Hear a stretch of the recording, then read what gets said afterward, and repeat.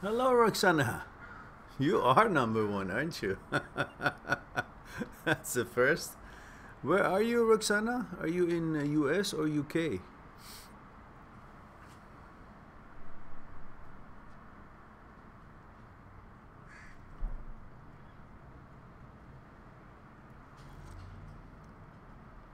Good, thank you.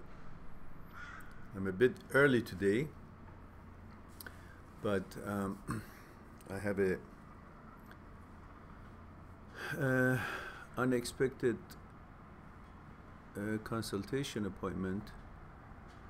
So I thought I'd start this early so I wouldn't cut you guys short. Usually on Sundays I try not to have consultation appointments, but seems to be of urgent category, so I made sure that I can accommodate. So I'm early.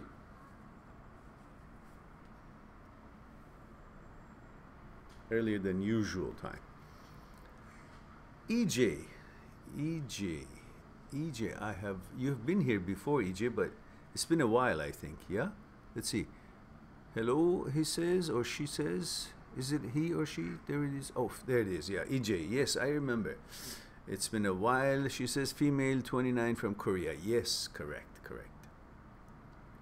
Kalani, aloha dear.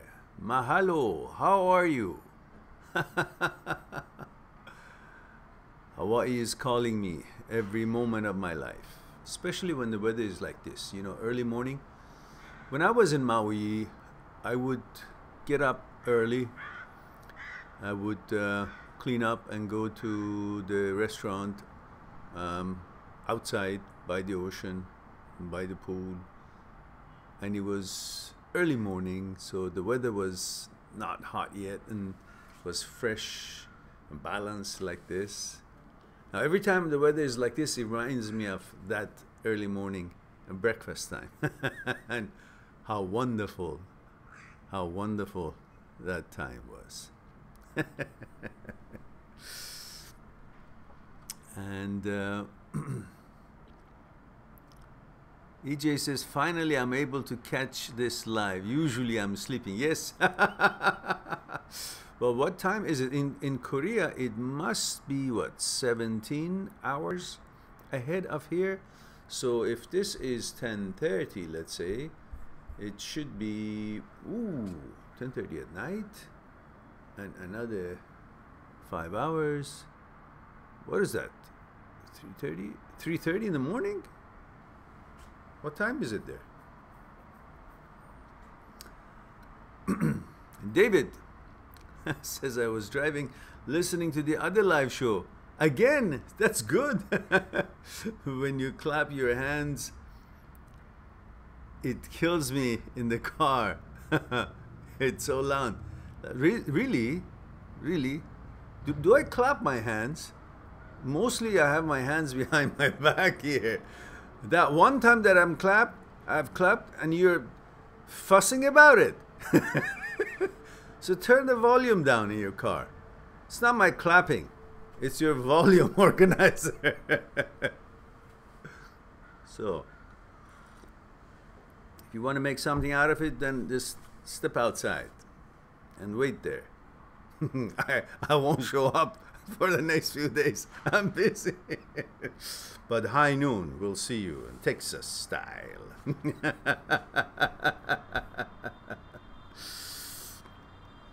Oh, you know, you probably have the earphones on. That's why the clap is loud. I will make sure it will be louder next time. And Roxana says,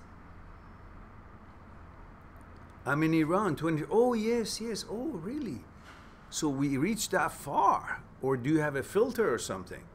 Because I don't think they will allow channels in YouTube, on YouTube, reach there unless they are sure that there are conformity to their way of thinking and all that. And sure enough, I don't think my channel would be conforming to to the stuff that they are focusing on. So let's see.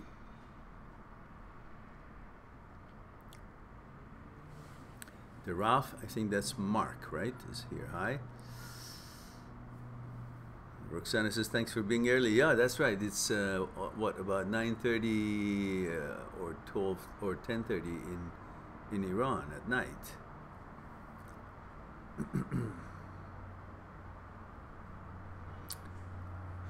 Kirilas, oh hello Kirilas, good to see you.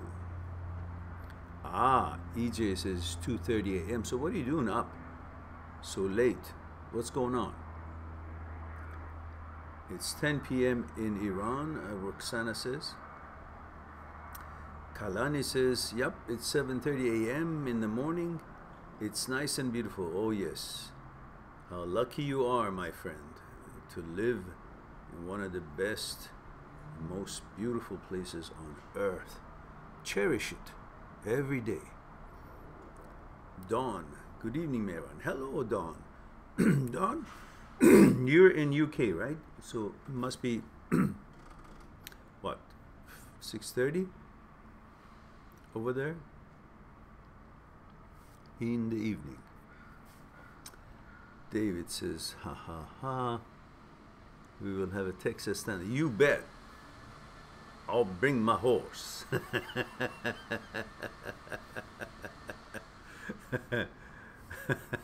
There was a when I was a kid, there was this series on TV with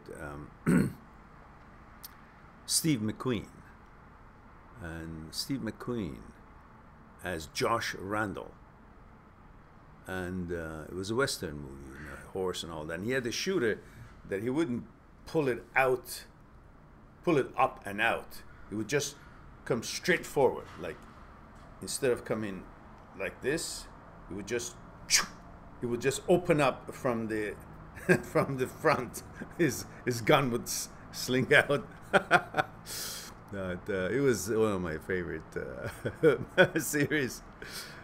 Steve McQueen, very good actor.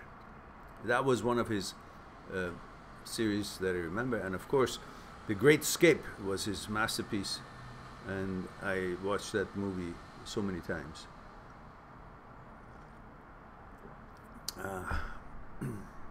May he rest in peace.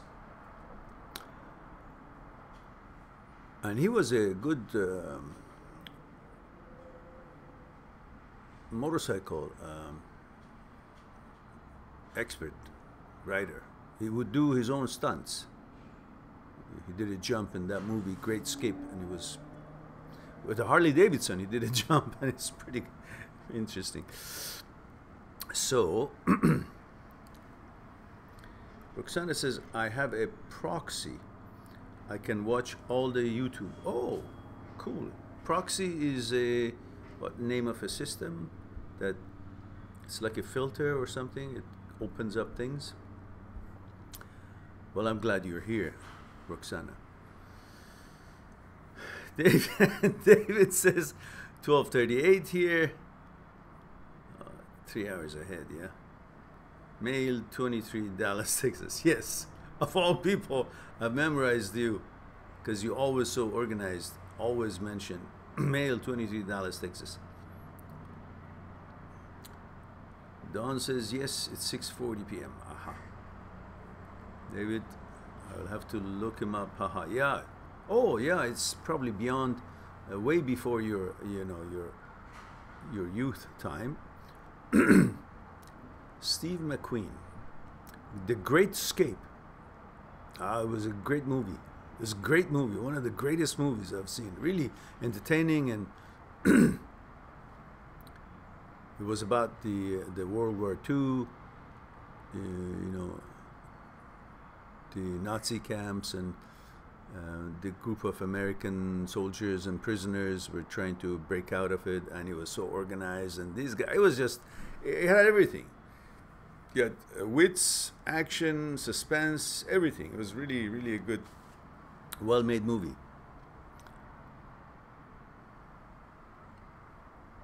All right, guys. We have done our chit-chat. We are open for business. By the way, I'm one step closer to completing the preparation for the ultimate breakup cure package. Yesterday I did that a little 4 minutes introduction video for the playlist, and today I will hopefully film the pages that I've written to be the first video that is watched, but those pages are, you know, written material. So I'm gonna put it on the I do it the lazy way. I'm sure there's a better way, but I'm just gonna put it on the screen and then film it, video it from the screen so you can read it. So it'll be a video instead of turning the text into video through programs. I just put it up and then video it, and that would be the first video to start, and then it would guide, then you guys can choose, or whoever purchases that package can then go from video to video. And then the feature for that would be that I will upload more videos as star videos come up. In other words, we start with 52, so whoever buys it for whatever price we put on, they pay only that price, but then that playlist will be updated as additional videos would be added to it as time goes by, and I find the videos as star video, or you know, something that needs to be there to add to the knowledge that we're trying to share to be helpful. So it's like paying for one price, one product, but the product constantly has a free update with new videos as I find them suitable. So in the meantime, though, we've got to focus to get the channel known, because even though we'll have the best package to help people to move from their breakup and emotional challenges, if we're not known or we don't advertise it well, then nobody can see it to buy it or to enjoy it or to benefit from it. Okay, now, so please do continue sharing the videos on your social media and figure out the ways that we can be somehow get some publicity, however we can make it happen. Now, let's see what we have here. Aryan says, can you recommend me a good book? Yes. Me, My Psyche, and I. Did you expect another book? Of course, it's going to be one of my books. Go on my site, mindthatseekstruth.com. Click on the books. Each book has a little video discussing and telling you, describing what the book is all about. Then you can click on the book, and that video is like 2 minutes or something, and then click on the book that you choose. It will open up, and you will see the table of contents, and you will see if the topics are something that grabs your attention. Whether it's the Breakup Pain Handbook, or Me, My Psyche, and I, or the Transient Thoughts and Me, which are thoughts that appear in your head and you didn't invite them. You don't know why they're there, how they got there, what to do with them, how to manage them. Do they represent you? Do they, you know, what are they doing there? So that's what Transient Thoughts and Me is. So you will click on that, you'll see the table of contents of the books, and then you will click further, you will have a chance to read a sample chapter of any of the books, and then see if it grabs you and tickles your fancy and find it helpful. Then you can click on and either buy it in the print version, which is not cheap because it's heavy and has to be shipped. The shipping alone is like $30–40 depending on where it goes. Or you can choose the less expensive version. It's like $4.99 or $5.99, something like that, the ebook version. So through PayPal you paid, and the link will be sent to you, or the book will be shipped to you. Now, let's see if we have a question here. The Ralph. Mark has written a book for us. Good. I recommend this book, maybe. Aryan. It's 3 portions, in 3 volumes. Mark says 34 UK. Welcome, Mark. I don't understand, he says, my feelings since breakup. Yes, I understand. I understand you don't understand. It's quite surprising to most of you what's going on with you and why you feel that way. He continues, I was happy before I met my ex, but of course, because you had your own order. Things were being done according to your own order, which stems from your mechanical process. And those are the things that you do on your daily life according to your what's suitable to you, whether it's your studies, whether it's your job, whether it's your outing, whether it's your dinner, when you have dinner, what kind of dinner, where you go, who you meet, how much time you spend on your work, how much time you spend on your leisure, if you go to the gym, if you go to the sport, if you socialize with this or that, you belong to this club or that group.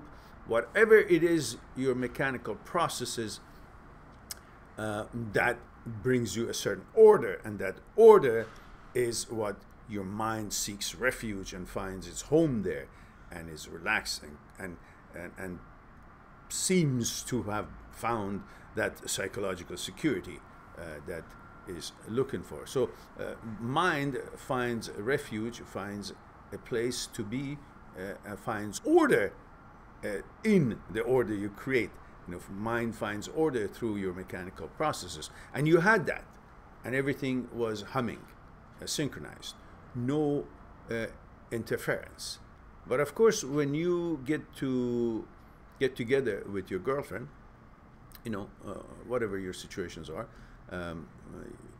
and then the two couple will be now coming into a relationship with each having their own order, stem from their own mechanical processes in their life. So these orders now, each bringing with themselves their order, and this person, the boyfriend's order is disturbing and interfering with the order of the girlfriend. And the girlfriend's order, way of doing things, is disturbing and interfering with the order of the boyfriend. So the two orders are interfering and disturbing each other's norm, each other's order, each other's way of life, each other's mechanical processes, which in turn affects each other's order. And then they have a little bit of a hiccup. At the beginning they don't, because they want to comply and compromise, and they want to accommodate each other because they're infatuated with each other, they're excited, it's the beginning of it, it's all icing on the cake, it all tastes good, they want to be good to each other, best foot forward. And after a while, when they already taste the icing and the cake and this novelty is over, and they want to be themselves, and they start feeling that his order is being interfered by her order, and her order is being disturbed by his order, and then they figure out, because they want to go back to their own ways, they figure it's a little bit uncomfortable, so they start having a little conflict. So they compromise, figure it out, and they eventually create a new order which is common for both of them. They share that order, they compromise things, they put it all in one, and then after a while they get used to this new order, which is an order for both of them, a combination of the compromises they had from both different orders.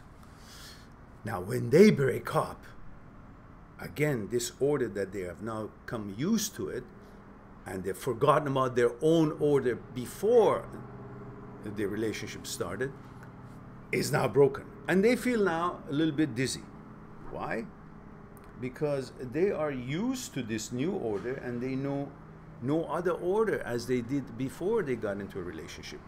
But they can't fix this because this order had two people in it. And it was going well and balanced because of two people's interaction. So they are now a little bit lopsided. They can do their own parts, but the other one is not there to bring the order to its complete circle, complete order, complete flow. So that's going to be a little bit bothersome for you for a while until you gain confidence and remember how it was before you got into a relationship and create a new order again, which would be again a single order. And then things starts being balanced and you will feel much better than before. Now, I don't know if that was part of your question that is coming or not, but it was suitable for this moment to bring that up, whether it is part of your question or not. So, now let's go on. So he says, I was happy before I met my ex, because you had your own order and you were happy with it. She chased me constantly, but I kept refusing because she was already in a relationship. Ouch. All right. He continues, then I gave in to her. In other words, the desire for pleasure got the better of you, and you fell for it, because it's not like you fell for her, because through her you could have access to that ultimate pleasure that would make you feel complete, make you feel you don't need anything, because through that pleasure, the intimacy, you would have that wonderful feeling of being intimate, experience that, and at the same time you would feel that elusive psychological security through that ecstasy and the climax and the whole relationship and feeling good and being paid attention to and so on and so forth and the rest of it. So you gave in to pleasure. Remember, guys, every time that you are feeling that you miss your girlfriend, or you miss your boyfriend, whatever your relationship is, you are not really necessarily missing that person. If it wasn't working and you guys tried and compromised and discussed and it wasn't working, and so you guys separated and divorced or broke up, whatever, and after all that said and done, and finally you guys break up, you still feel you miss her. I'm going to talk about what kind of relationship, and you guys fix it up to whatever your situation is, because it's easier for me to deliver if I don't go him, her, this, that. So you feel like you're missing your girlfriend, but in fact, you're missing the pleasure, because everything, the whole base of life is motivated and it's organized, orchestrated through pleasure. Through pleasure, you live. Your whole motivation is about pleasure. And then, of course, we talk about fear and pain. And I have a video that I have discussed fear. How is it born? What it is. And recently uploaded it. You may want to watch that. It talks about the relationship between pleasure, thought, and time, and fear. And so that would be a good video to watch. So when you miss your girlfriend, you actually miss pleasure. The reason it's so important for you and devastating, because through your life you have been conditioned, and your instinct, that pleasure is what you're searching for, pursuing. Whatever is pleasurable, you give into. Through pleasure, you feel you have reached and accomplished and defied other shortcomings, because when you are feeling and experiencing pleasure, there is no other need there. There's no other thing that your mind would be focused on.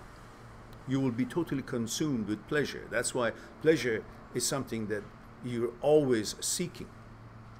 And often sometimes people who don't think right, you don't have the right brain set up, they give in to pleasure of the kinds that is simply devastation and disastrous for their life and their health, such as alcoholism and such as drugs. These are all kinds of pleasures that makes them keep going back for it. It's not that they really want the drug. They know it's bad for them. It is the addiction to the pleasure. That's why it's so important to know that just because something feels good, is pleasurable, doesn't mean it's good for you. Not every kind of pleasure is something that you should be seeking or go after or pursuing it. Be aware of this. Pleasure can be a double-edged sword. It could be a good pleasure, help you and enhance the quality of your life, or it could be a pleasure that brings you to the depth of the hell and makes you go nuts, lose everything you got in this life, of course, including your health, money, time, anything else that you wanted to accomplish. It just goes so. So be very careful what pleasure you pursue. Just because something feels good doesn't necessarily mean it's good for you. Be aware of that. Now, having said that, so coming back to our topic, so you are missing the pleasure, not necessarily the girlfriend, but you were receiving that pleasure through the girlfriend. And therefore, the girlfriend seems to be so important. But it's only important because the feeling you get from that interaction with her, which ultimately, eventually is sexual, intimacy, intimate. Otherwise, if you focus on the person itself, that's the person that you guys couldn't make it work, the relationship, and you guys broke up. So how is it that you actually miss someone that you broke up to the level of addiction, to the level of stupidity, to the level of that devastation that you can't work, you can't study and all that? So it's not really her, it's the pleasure you receive through intimacy with her. And pleasure is the basis of your life, how you function. So if you're wise to that, then you understand, okay, let me then focus, if that's a pleasure I want, to be with a woman, let me then focus on what else is available. All wonderful women out there that you may have a wonderful chance to actually hit it off on consciousness level. And it can actually work rather than this one that didn't work, but you still miss her because of the pleasure you were receiving from her, the intimacy. But here, you could hit it off on consciousness level and also enjoy the pleasures that stimulates your physical needs, and through the intimacy and sex and relationship and all the other activities that you could have. All right, now let's go on with the rest. And you're going to be sorry you started this, because now I'm going to go on for the whole 2 hours and you won't get the question answered, or maybe answered a lot more than you asked for. Now, so we were at the point that Mark says that he finally gave in. He says, then I gave in to her and we had something, but it was toxic relationship, as she was needy and narcissistic. I tried to end it, but she wouldn't let me go. The relationship made me unhappy. Because no matter how pleasant an experience, a pleasurable experience may be, when it comes to be dominating you, your freedom, which is also something else that is most important to a human being, a freedom, when it starts meddling with your level of freedom, you will have your backs up and you will start defending yourself against that pleasure, regardless of what it was, because the relationship simply makes you realize that no pleasure worth the hardship and the harm that it can bring with itself. So you will become focused on that, and you will see that harm is coming from the partner trying to dominate you and take away your freedom. Narcissistics, unselfishness, and all these other things that comes with it that you all, perhaps, at least some of you, know. So we continue, and he says, I tried to end it, but she wouldn't let me go. The relationship made me unhappy. When you say, I tried to end it, but she wouldn't let me go, it's kind of funny, isn't it? What is it that she could not let you do? You could just say, you know, fuck off. I mean, if you've tried it with pleasantry and politely and all the diplomatic ways and kindly and all that discussions and it still didn't work, well, what's left is for you to say fuck off. That's it. Move on. So the fact that you say, she didn't let me go, she wouldn't let me go, that kind of brings a question. How could she be able to not let you go when you are in control of your own life? Which means you were hooked on the pleasure, perhaps, of the sex that you were receiving from. There was a reason for you thinking that it is her not letting you go, rather than you not having enough determination to warrant it necessary for you to move on and not look back. So you need to take some responsibility right here for not having taken action by simply, you're an independent man at the age 34, unless you were bamboozled by your desire for pleasure and you didn't have enough gusto to close your eyes on the pleasure and save yourself and your sanity and your freedom and independence, well then you can be blamed for that results. It's on you. Raf Mark continues, then I started falling for her more. There we go. And then she ended it. That's the usual move of a narcissist, which you said that yourself. They are all about control. When they seem that you have initiated something which is not initiated by them, it doesn't matter what it is. The fact that they haven't initiated, they don't seem to be in control. And they want to be in control. So they do whatever they can to convince you to stay. They give in as much rope as you need. They lose the tug of war. They let themselves to beg for whatever it is that they want, and eventually you soften up and you change your decision, and so no longer your initiative is on the go. They are no longer not in control, and then they up it. It's like a trick, putting a little bit of grains on the ground for the birdie to come, and then it comes and comes, and the grains leads the birdie under a bucket which is being held by a stick, and part of the stick is tied up to a rope string, and the string, the other end of the string is with you hiding underneath the bushes. And when this little birdie keeps taking the grain, the seeds, and comes and eventually is under the bucket, you pull that little stick that is holding the bucket up, and the bucket falls and traps the birdie. And this is what the bloody narcissist does. They are not in control at one point. They do whatever they can to nullify that initiative, and then they lure you in with whatever it is that you desire, Then you get used to them. Then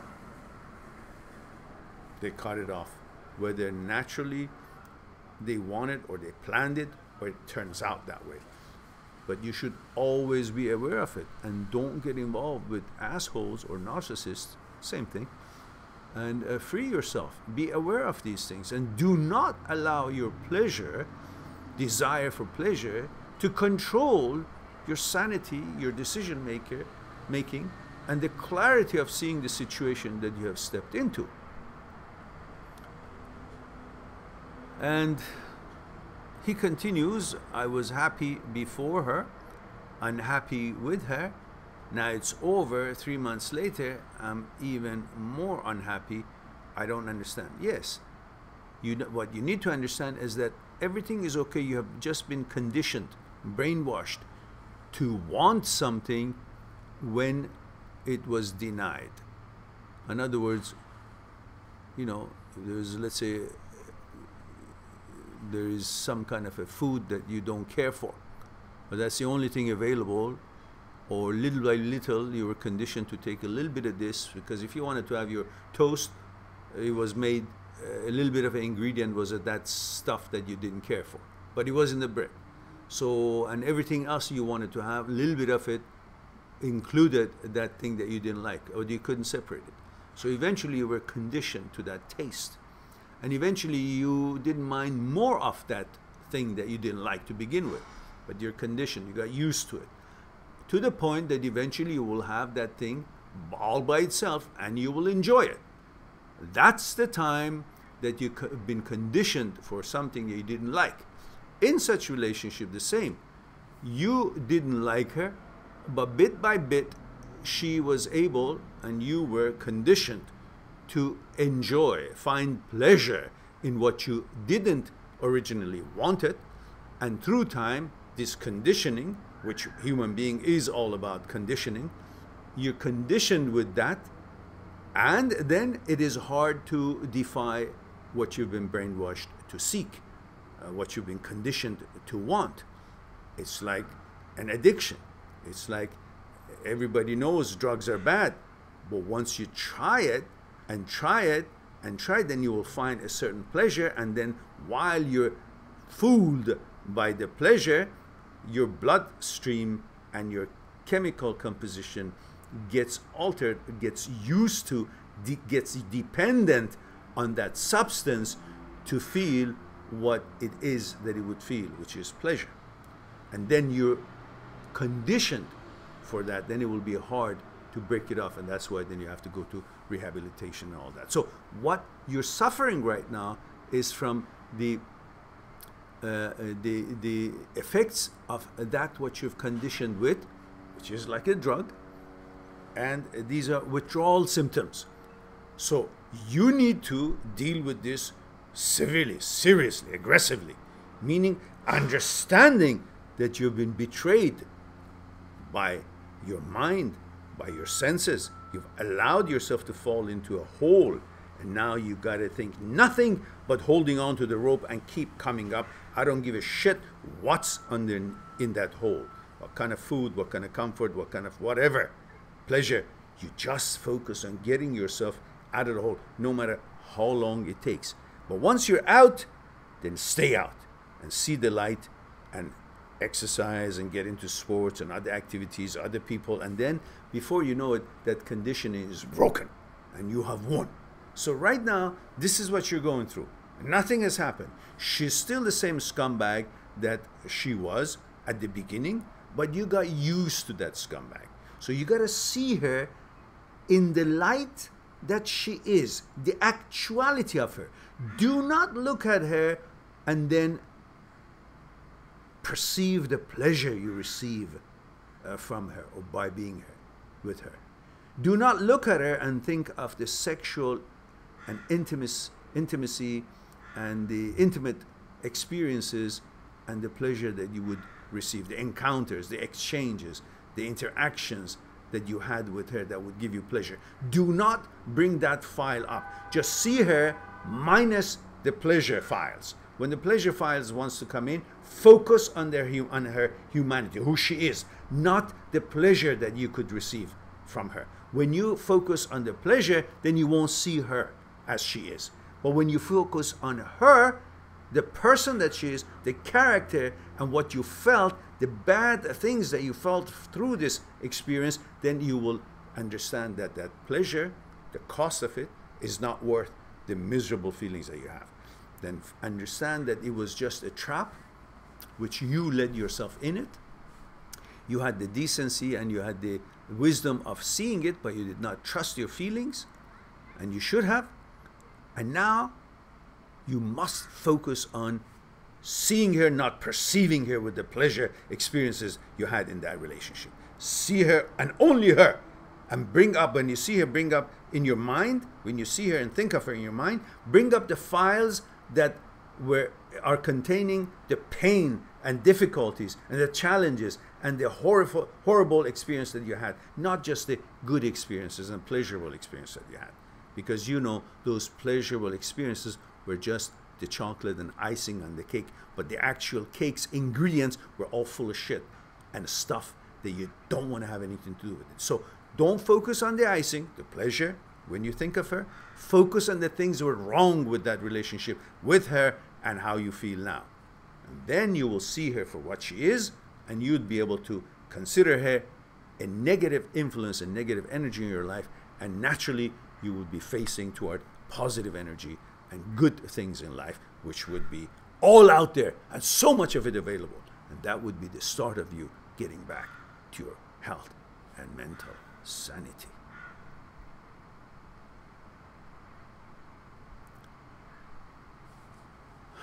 Ralph says, I don't understand why I'm not back at being the happy guy I was before I met her. It was a 10-month relationship and it's been over 3 months. Don't worry about it. Just do what I told you, focus on that, and you'll be fine. It's not the end of the world. Just focus the fact that it was just a fuck. That's it. See it for what it is. Not a divine relationship with some idiot who was already in a relationship and cheating on her relationship with you, which you should have picked that up, that she was going to do the same thing with you eventually if there was nothing else wrong with her even. But you know there's lots of things wrong with her. So open your eyes, focus on your life and how important your life is, and focus on the pleasures that are decent and are good for you, and then you will naturally be away from this nonsense. Hope that would be something to help you out. Now, Roxana says, oh, what happened before that? Oh, I missed a few more. Oh, okay, Roxana says, so I have this situation. I had a rough year with the breakup and the master test, and my patience is so thin now. And I can't take people's bullshit anymore. Fair enough. I don't know how to stay positive. Look, to stay positive, you got to have a beacon of positive in front of you to strive for it. You can't constantly get involved into shit and they say, I can't stay positive, because you're constantly in the shit. Stop being in the shit. Sniff it, you're experienced now, sniff it, see it from a mile away and steer away from it. Go to a different direction, different activity, different kind of people. You can't mingle with negative people and then say, I can't take people's bullshit, because you're staying with bullshit people. Change that, change your group, change the people who are constantly giving you that kind of interaction, and then you will have a better chance to climb out of this atmosphere and be in a positive realm. So let's see what else Roxana is saying. Roxana says, I am doing everything I can. I paint, work out, but I don't know what else to do to make me feel better. Well, simply you should stay away from what makes you not feel good. Not that to be there, to continue interaction with those people with people's bullshit, with negative people, with circumstances that are not pleasant, and try to deal with it. There's two ways of handling these sort of things. Stay in there and deal with it. Well, okay, for a while you deal with it to see if it changes. But when you see it's not, doesn't have the metal to change to how you want to form it and forge it, then you will have to choose to get out of the furnace, to get out of the place where these things are happening. Not to stay there and try to fix it. Simply move away from it and don't need to fix anything. So if you want to make changes in your feelings, make changes in your thoughts. If you want to make changes in your thoughts, make changes in the type of situations that brings about those thoughts, the circumstances that brings about that kind of a focus, that kind of a thing that you have to deal with, and the challenges that you will see in front of you. Move away from them. You have no mandate to fix everybody or fix everything and show them that they're wrong. Simply, you say what you gotta say. If they understand, if they change, good. If they don't, you move on. You don't stick around. That's the way it should be. And that's the only way you can help yourself to move away from all these negative situations. You can't keep mingling with them and then complain about, I can't take it anymore. Well, what do you do when you can't take it anymore? You move away. You walk off. Walk off. And that's what you should do. Walk away from their life. Don't let them back in. Cut relationship with negative energy and negative situations. And then you will be on your way to start bringing more positivity in your life. There's nothing that can keep you there other than your own conditionings, traditions, and customs and feelings that if I do this, then I will not be benefited, be blessed from their affirmation. They may not like me, or they may think I'm not as good, or I may think now that I have broken up with them or not associating with them and moved on, I might think that, oh, I'm not as popular as I really want to be, and I'm willing to be putting up with shit just so that they would say, oh, he's a nice girl. Fuck that. Just free yourself from all these binds and bonds of traditional bullshit and see what is actually good energy or bad energy. Move on that. Your compass should be good energy. Focus on good energy. Like a dog sniffing good stuff. Sniff a good energy and steer away from the bad energy. That's all. Forget about the tradition and all the other nonsense that you've been conditioned, all of us from childhood. Every one of us, no matter where we are. Just have your beacon to be good energy. Your judgment would be good or bad energy. That's where you are. You won't be fooled by your own instinct and understanding of good energy, which is decided by all the things that you've been conditioning yourself in your consciousness, but you got to now stay away from the garbage in your consciousness and focus on the good energy, what makes you feel good and is good for you. What makes you good, feel good and it's healthy for you. Not that what makes you feel good in your consciousness and in your ego and yet still got shit connected to it that you have to deal with it. No, that's not feeling good. It's not like, you're not supposed to be feeling good by using alcohol or drugs. These are not good for you. They may make you feel good, but they're not good for you. Focus on the energy that makes you feel good, and it's good for you, and it's healthy for you. That's all. Simple. Walk away from what's not healthy.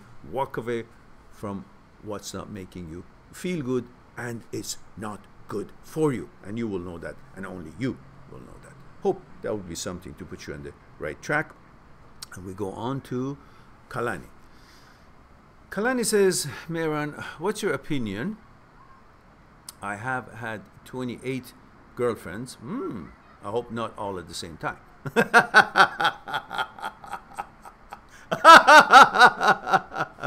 Otherwise, I know you would be in pieces right now.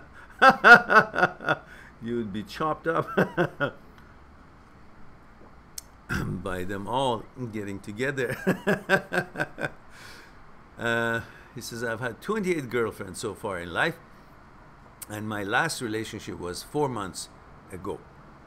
and I was with her for 2 years, and it wasn't working out, so I ended it. All right. Kalani adds, but I really want a serious relationship. Do you think my age is still too young to want that? I'm 26. I've had a lot of sex and experience already. Lol. Yeah, but having lots of sex doesn't mean you know about what relationship is good for you and how to choose them. It's not having lots of sex doesn't necessarily mean you are now experienced to know what to expect from a woman, what you want from a woman, or what all women are all about. Each woman are different depending on their consciousness. So necessarily just because you've had so many sexual experiences doesn't mean that you now know, or you're an expert in knowing which woman is good, or now you've had enough sex and it's time for you to settle because you feel you've had enough sex and you won't be pursuing sex anymore, and you are ready to settle down with one girl. Well, for your information, until your oldest ages, you will still could be interested in another woman when you see a pretty girl walking by, a pretty woman that suits your standards and taste. You would be enticed and infatuated with her and be excited to get to know her, to be with her. So that's not going to go away just because you think you've had 26 girlfriends or 100 girlfriends and you've had so many sexual experiences. So therefore, there will be no more desire for you to turn your head around and look at that woman and wish that you could get to know her. That will continue. So that shouldn't be your reason to think that I'm ready for a relationship. You will be ready for a relationship when you actually understand that a relationship is not just about sex. Knowing woman is not just about having had enough sex with a woman. Knowing what woman is all about is not just about to be able to get into her pants. A relationship, and when you're ready for a relationship, is when you actually understand you have reached a certain place in your life which you can connect with the woman, the person that is in that woman, not with her physical attributes only. Any man, any heterosexual male can connect with the beautiful woman physically. They will do whatever they can to connect with her, to please her, to be nice to her, until they get into her pants. And then things start changing, and they may for a while be that good, caring and attentive person, and then they may or may not change, because then they have already crossed that line of infatuation, and now they're into the ingredients of the cake. And the ingredients may not sit well with both of them. The consciousness comes to the picture. And that is what breaks up the relationship. Usually it's not the bad sex or lack of sex. It's the fact that they've already had that out of the way. It's not a novelty for them anymore, the physical, the sexual intimacy and excitement and interest.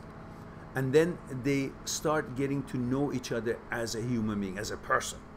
Their inner psyche, their interaction, their views on life, their support level, their compatibility, their harmony, their tolerance, their ability to build, the way they affect each other positively or negatively, the energy exchange.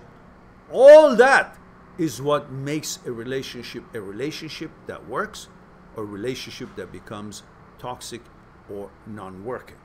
So if you are in a place where you can actually take advantage from the time of ecstasy, time of infatuation, time of excitement, physical excitement, and then get to know in that time that everything is cozy and lovey-dovey.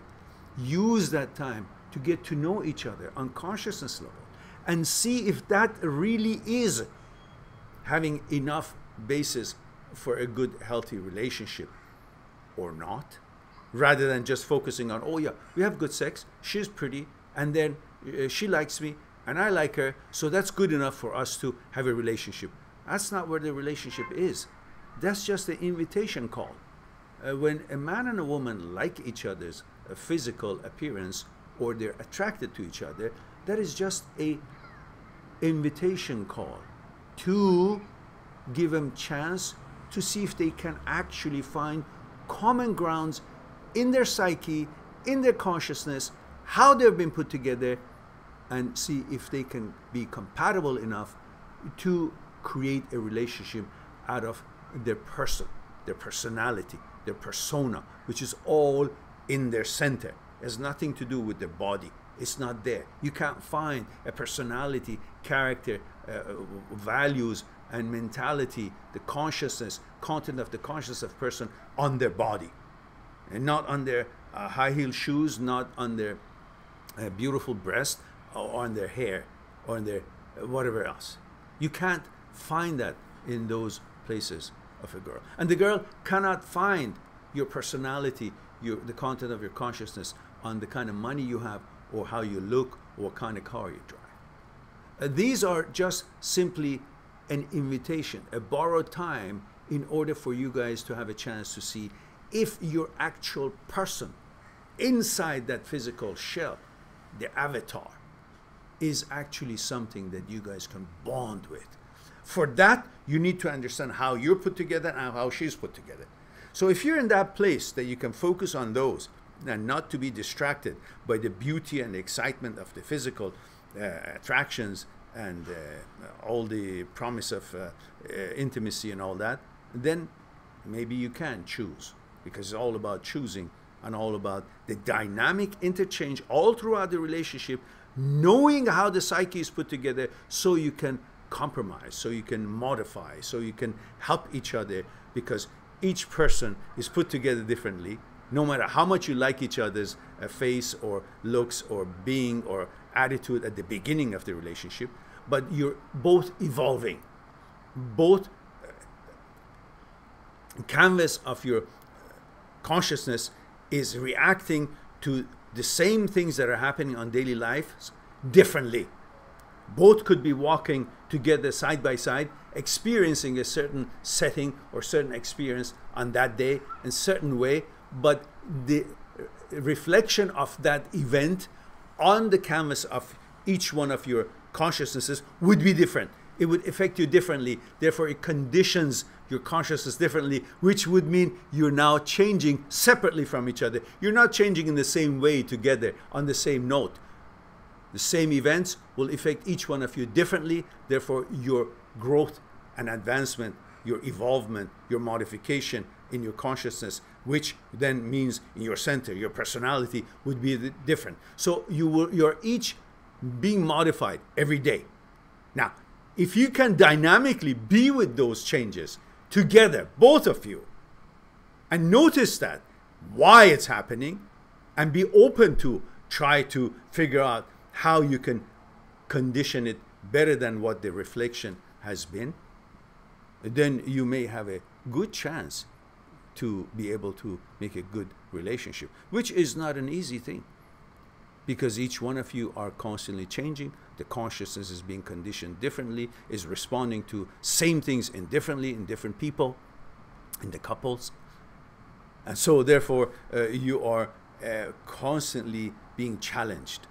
Now, if you can be aware of your own changes, if you can be aware of her changes, if you can be aware of all these possibilities, then you have a complete understanding of the division and conflicts in a relationship is going to be a natural and a normal event, rather than taking it as an excuse and say, oh, she's different, she thought different, she behaved different, she acted different. But it didn't mean she wanted to be against you, or your behavior being different from her in a certain situation doesn't mean you wanted to be against her or defy her or be, opposite side of her, with the opposite position. It just means you're different people with different canvas in your consciousness, and the field of the known, your consciousness, is bouncing back a reflection of an event in a different way in each of you. So you grow differently. If you're aware of that in you and in her, and she in her and in you, then there could be a possibility of constant adjustment and constant awareness of all these dynamic changes, and you will be able to handle them and keep your balance, the balance of the boat and the ocean of life. And the boat will not be too oscillating too much and won't throw you off the boat into the ocean and the sharks eating you. Now you're going to sinister story. So if you are there, fine. But I still think 26 years old is still young.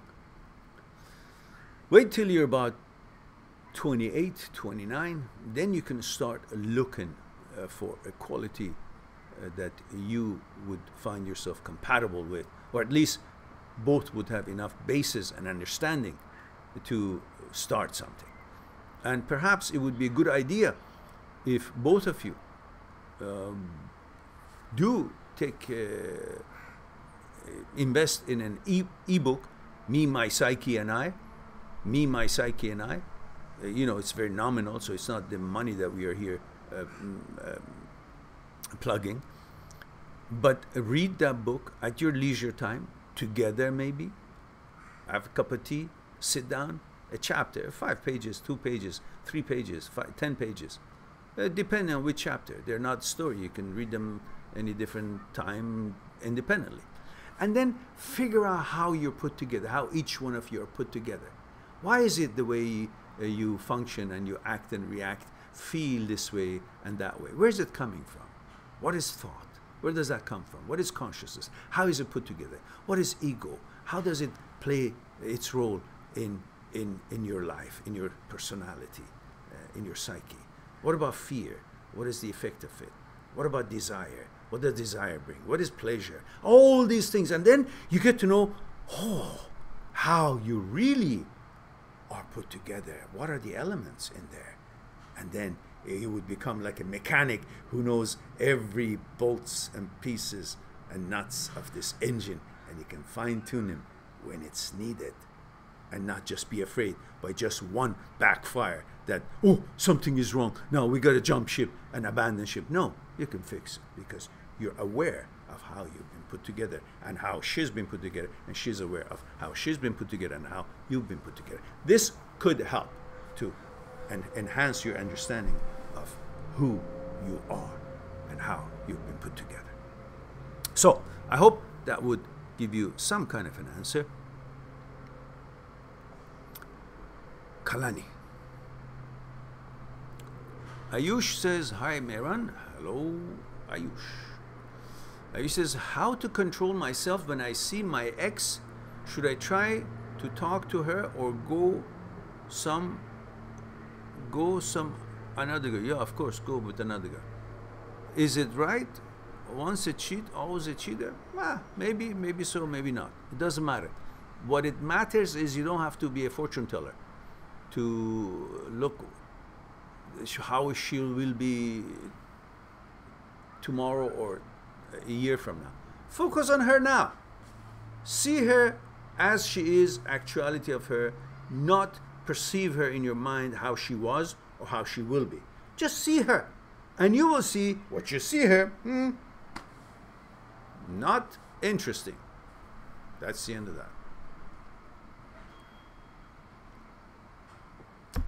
James Lee. Hello, Mehran. Hello, James.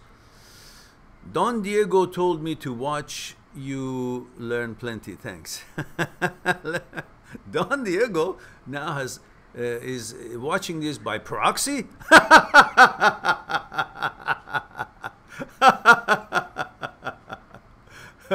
Well, if you see him, tell him thank you for referring the channel to a friend of yours. And I'm delighted that you enjoy the channel, James, and the content.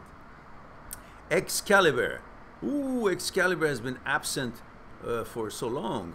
What happened? Okay. All right. Everybody, like the live talk if you will, before you forget.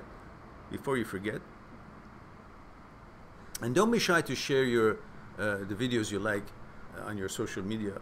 It will help us to be more visible. Excalibur says, actual cake ingredients. Full of shit. God damn it, Mehran. I just joined and I already can't stop laughing. Good. I'm glad that you've joined a comedy show. Okay, let me take a break. All right, 1 minute break.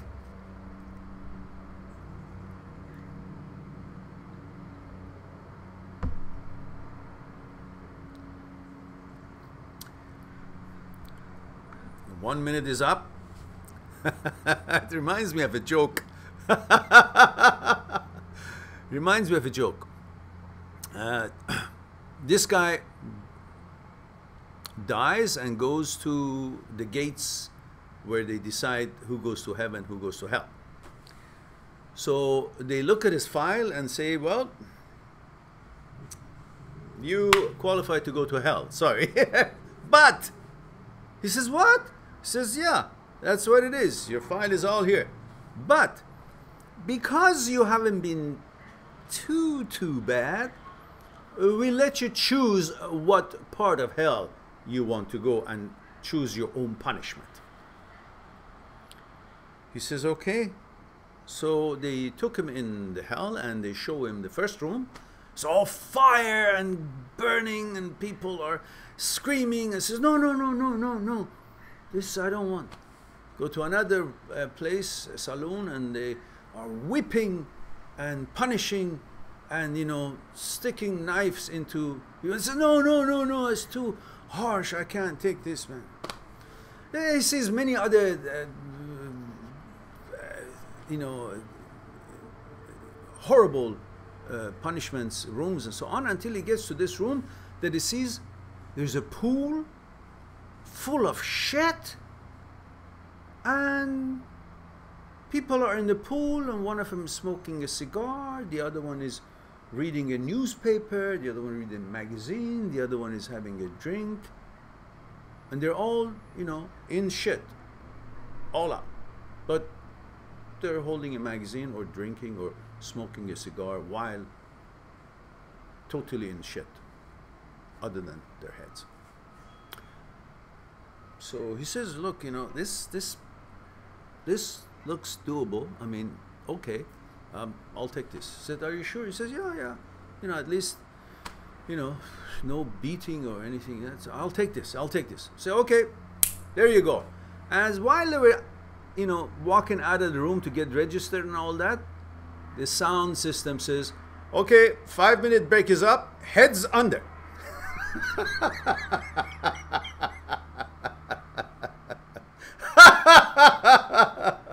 So,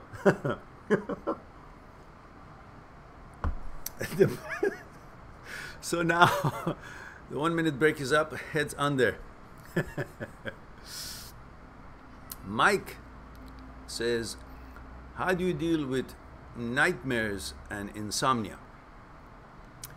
It's been a week since it happened. Since what happened, Mike? The breakup? Or it's been a week since you can't sleep? Just I'll wait for your response, and then I'll go to El Haj right now. I'll come back to you. El Haj says, I'm 23 from Minnesota. Thank God, at least once in a while somebody says something. Guys, when you're asking a question, remind me where you're tuning in from, how old you are, if you're a man or woman.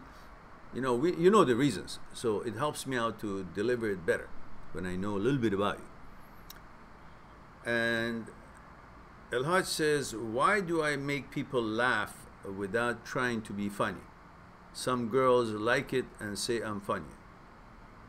I don't know. Why am I bloating? You got to know what I ate. You can't ask me that question. I don't know. But maybe you are not so relaxed in front of the girls, and you reach out to being funny in order to create that image of confidence, and perhaps you're not comfortable. When you find yourself qualified enough and accomplished and confident, you don't feel that you have to present a pleasure to the girls by being funny to have an excuse to be there or interact with them. You think the girls are better than you, no matter what they are, as long as they represent certain possibility of pleasure for you. You think they're better than you because they have something that you want. They are the carrier of the ice cream, and so you're infatuated with the ice cream girl, and you think she's so wonderful because, not because necessarily she's wonderful, she may be, but mostly because she's in control of the ice cream, which you want. So you want that relationship, you want that interaction with her, and you think she's better than you. You don't find yourself too confident. You hide behind being funny in order to have a justified reason to be there. I suggest to you, just be funny whenever you want to be funny, not that you have to, and as a way of your character. All right. Rob says, hello Mehran, Rob from UK. Nice to see you again here. Good to see you too, Rob. The Ralph says, thank you for answering my question in great detail. You're right, and I'm very grateful to your advice. You're quite welcome, Ralph. I'm glad that you enjoy it. I mean, I think it's Mark, right? Yeah, that was a long answer, and I think it would be an answer that everybody can use.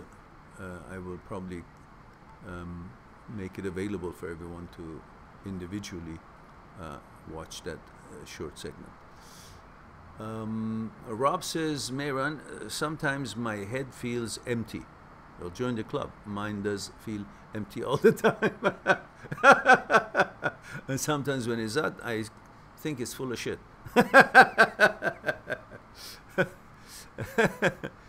Mehran, sometimes my head feels empty. No thoughts, no control. That's good. Feel alone as I feel unwanted. Oh, you're not alone. You know that. We've talked about this before. Go on my channel and key in, type in on the search engine, alone, loneliness, or alone, and see the videos that come. It explains to you what alone means, and you will see that you're never alone, and you can't be lonely if you really understand how to connect with the universe. If you think that the life that we are living, the universe that has provided this venue that we live in it, is all about physical, visible and physical things, and our connection to this life, and our loneliness or not loneliness, is all about the things that we have and the people that we are gathering around with and the group that we belong to, in order to have a definition for not being alone or not feel lonely. Well, then you have missed the big picture, because nobody is alone and everybody is connected, not necessarily through the individual being, like knowing each other physically, knowing each other by name, or knowing of each other, not that way, but we're connected because what has put together this universe, this life, this earth, the energy that is putting everything together, including the rocks and trees and the oceans and everything else, the energy that has created everything that is in existence on this earth, in this universe, is the same energy that has put us together, made us. So we are all made out of the same energy, which this energy on constant basis is flowing throughout the universe, flowing through everything that is in this universe, and including through me and you and everybody else, and flowing to the ends of the universe, from one end to the other end, from all directions, up, down, right, left, front, and back, and all in between. And that energy is constantly having conflux with the energy of the universe, which means it's all connected, is all one ocean, and we're all drops of the ocean in that ocean water. All these drops, regardless of how separate they may feel they are, but they're all made out of the same substance. And that substance is binding them because they need that environment to survive. And the survival environment for them is filled of that same substance. In our case, is the energy of the universe. So we are all constantly in the flow of the energy and being replenished and renewed all the time, and having conflux with the energy of the universe, which has made everything that it is there, which means you're never one. You're never alone. You're one with all. Alone. The old dictionary meaning alone, all one, alone. So it means you're never alone. If you can understand your relationship and your connection with the nature, with the universe, you will know that regardless if you've got people around you or not, you're not alone. You're not lonely. You're part of everything that there is, and everything and everyone that there is. Whatever is there is. On that note, your energy having conflicts, and you feel that, you understand that, and you feel then secure and bigger than what you are, and part of the whole. And the whole is what brings you psychological security, what brings you security and relative safety. And if you also pay attention to the other stuff, that on your individual basis you can take care of your drop off the ocean water. So watch those videos and they will explain a little bit more, and perhaps you will, find enough happiness and hope and confidence to go on the next day and on the next day, and then exchange this energy through words with some other people and find things in common, and eventually you will also have the physical entities that you seem to be conditioned to think that is necessary for you not to feel alone around you, and then that will change the equation that you were hoping to change. I hope that's something for you to ponder until you actually experience it.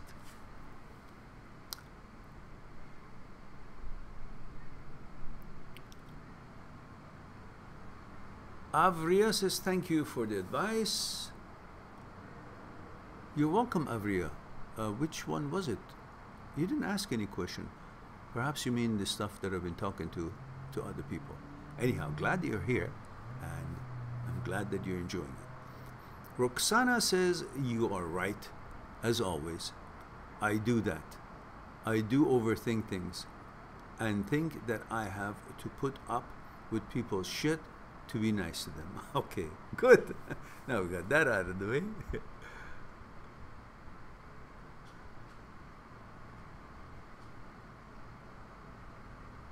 All right, so now let's say hello to a couple of people here.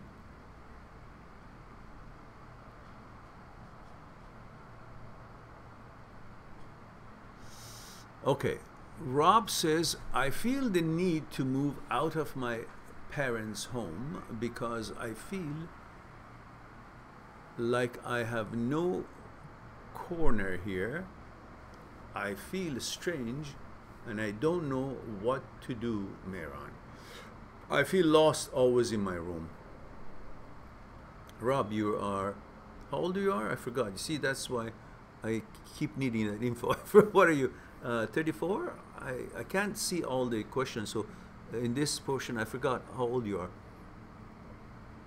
Rob says, I feel like I cannot bring anyone in this house, yes, because the atmosphere that my family created feels bad and I feel so lonely. I see.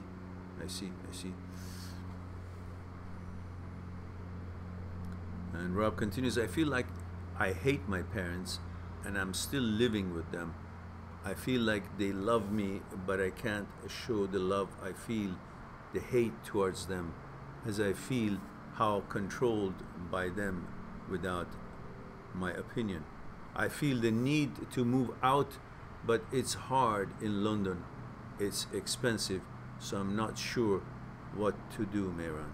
Well, listen, you, in the past few paragraphs, said lots of things about how you hate them, how they disturb you, and you want to move out. There's not enough good energy in that house.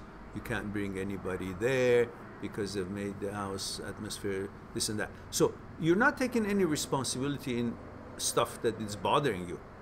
Because look, you can't be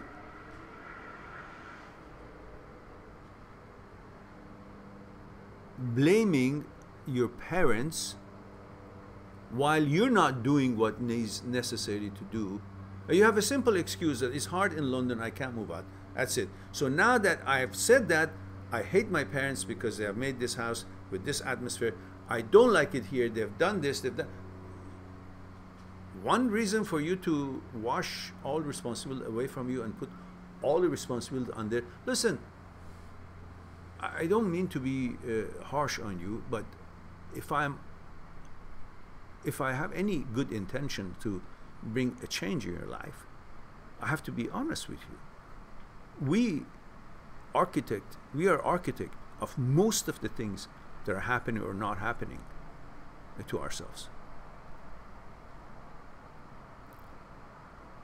I mean, as hard as it can be, that means you got to work harder.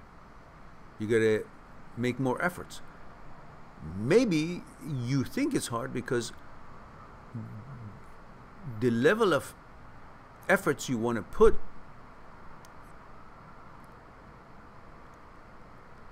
is not equal to the hardship. In other words, you say it's hard because you have enough comfort not to want to up the effort. You're there in their home, you have a room, you have a place. No matter what happens, no matter if you succeed today, get a job, get a better job, get more money or not work, you know you have a place. So kind of hinders your efforts. You're not out in the street. You're not running. You don't see the... You want it to be more comfortable. You don't see the urgency.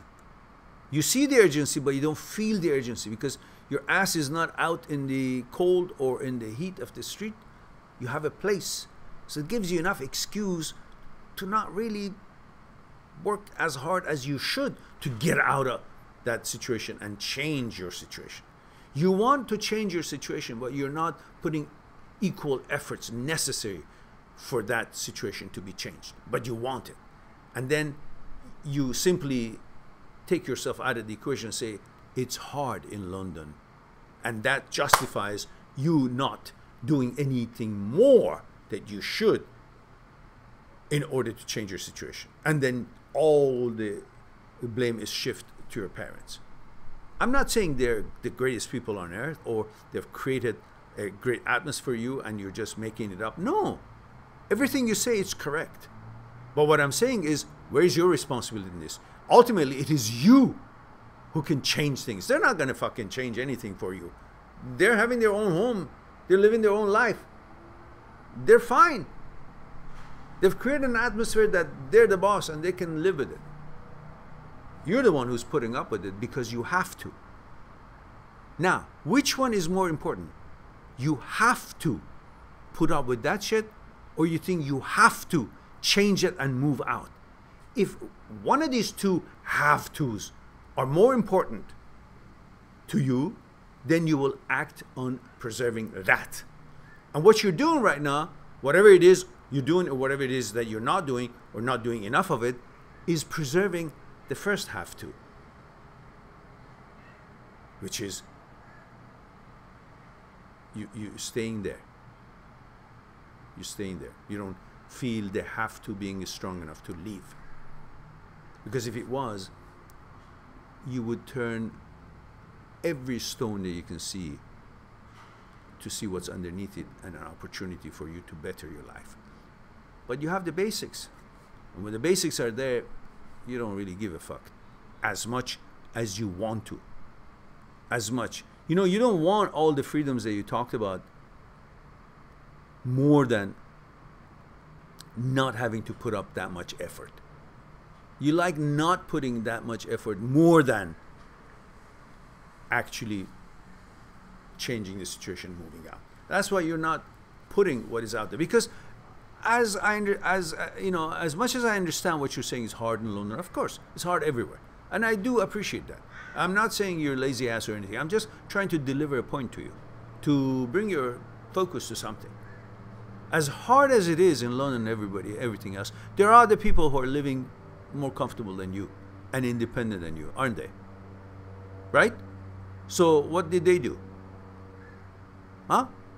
So there is a possibility.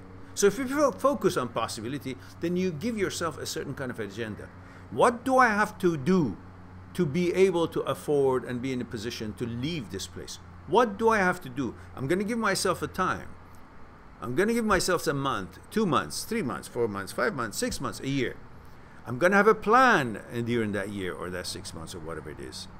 I'm going to see what things needs to be done. What are the opportunities out there? And I figure them out. And I build. And I build. And then eventually the bridge is finished and I can go walk on this bridge that I built and move out of this island. Connect to the mainland. However else we can say. So, you know, nothing is impossible. I always said, it's not important how difficult it is. It's important that it is possible. So focus on the possibility, not how difficult something is. And then go get it. Plan it. Execute it. And go get it. Mike Bressler says, that joke had me laughing great. Okay. All right.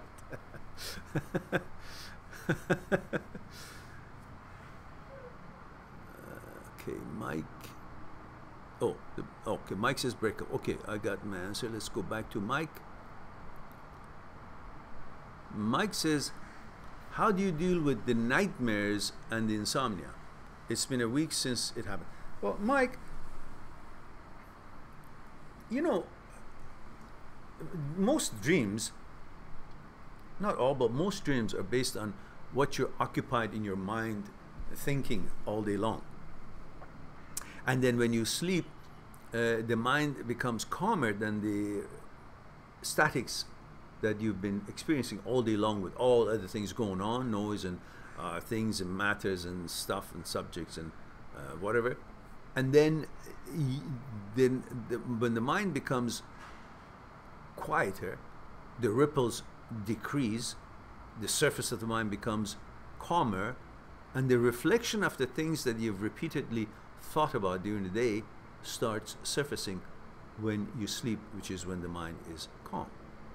And then your fears, which was all along in your thoughts when you were thinking of her, fears of being not being with somebody, not having that feelings that you had, feeling of I'm not good enough, I'm 61-year-old and maybe I won't find something like that. All the shit that you could have conjured up to create fear for yourself, because that's the job of the brain, to conjure up disasters, problems, to alert you, to hopefully you will be alerted and avoid all those negative possibilities. That's what the mind does. It looks for trouble and it can't find it, it conjures up things. And all through the day, you've been thinking about this, and your fears in your thoughts have been integrated. So the thoughts have all had in the background something that you're missing, and then the fear of what happens if you don't get that was also there. Thinking about the pleasure of it, and the pleasure leading to the fear of it, of not having it. The desire, thinking about the desire, what you don't have, and you desire it, and where that desire you would like it to end, which would be to the pleasure. And the pleasure, which you now remember you had a certain kind of it, and then the fear of not having that pleasure anymore, or when will I have it again, comes along. with it. So all that in a package that you wouldn't even notice all day long. And when you sleep, you calm down the ripples of your mind, and you start dreaming, and the fears manifest themselves as some kind of a nightmare. But you got to focus on what the fucking nightmare you're talking about. What fear? Why should you be afraid of the fact that the breakup has taken place? So what? So what? Is the world going to stop turning because some girl is no longer in your field of vision, in your life? A relationship was what was making this your world go around? That's how miserable your life has come to be? What happened to the Mike that went through 61 years of experience, accomplished things, did things, a mountain of abilities? You're still the same person. Those capabilities haven't gone away. But you've been conditioned to be a lazy ass because you had something that you liked and you don't want to go and, recreate it again. Dude, you're not dead. You're 61 years, you're still 2 years younger than I am. Get your ass off of that and go find whatever it is you're looking for. If you're looking for a new project, go find it, create it. You're looking for a new relationship, go find a girl that you may be interested in. There's so many wonderful girls from age 40 to your age, all your chances and possibilities, So you have created in your mind that this is a disaster. Therefore, you have created fears. You are thinking about the pleasures that you're missing. And instead of thinking about how I can replace it, how I can bring more hope and more jubilation in my life, what things I like to do, what things I want to be involved in. And through that, maybe I meet somebody, maybe I don't. But what it is I want to live rather than thinking that the life itself is summed up in a relationship, while I should be thinking a relationship is part of this amazing life. And I want to experience life, and in it, maybe I find another relationship. And because that's a fragment of the life, not the way you're thinking, having made the relationship to be the entirety of the life, and then now that this relationship is not working, thinking that entirety of the life is over. No, the entirety of the life is bigger than you can imagine, and a relationship or 2 or 10 or 100 are fragments of this entirety of life, and it's part of this experience of life. So look at life, experience life, and the relationships may and definitely will come with it, in some corner of it, in some juncture of it, instead of thinking the other way around. And as far as insomnia, I think you would enjoy to get my ebook, Me, My Psyche and I. In it, I have an elaborate chapter about meditation, and elaborate chapter about meditation, and other chapters about the mind needs a home. And when you understand these, and through meditation you give the mind that home, you will be able to bring the ripples of the mind to infinitely imperceptible decreasing ripples. When you meditate half an hour before sleeping, or when you want to sleep, you meditate, and the ripples of the mind will be decreased to the point that they become mostly inactive. And the activity of your mind, which is active now, that's why you can't sleep, it reduces itself to very little activity, very, very little activity through meditation. And because of that, you will fall asleep. And you can learn that. I put myself to sleep.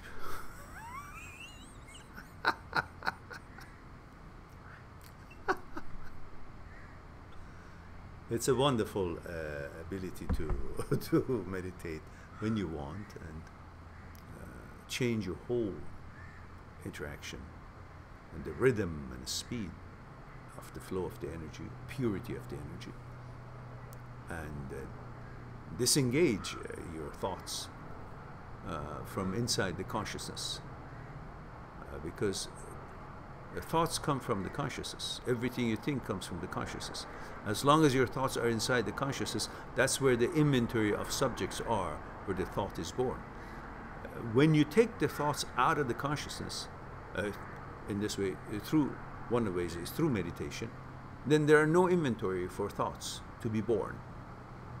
And the mind, the little activity is focused on administering the meditation itself.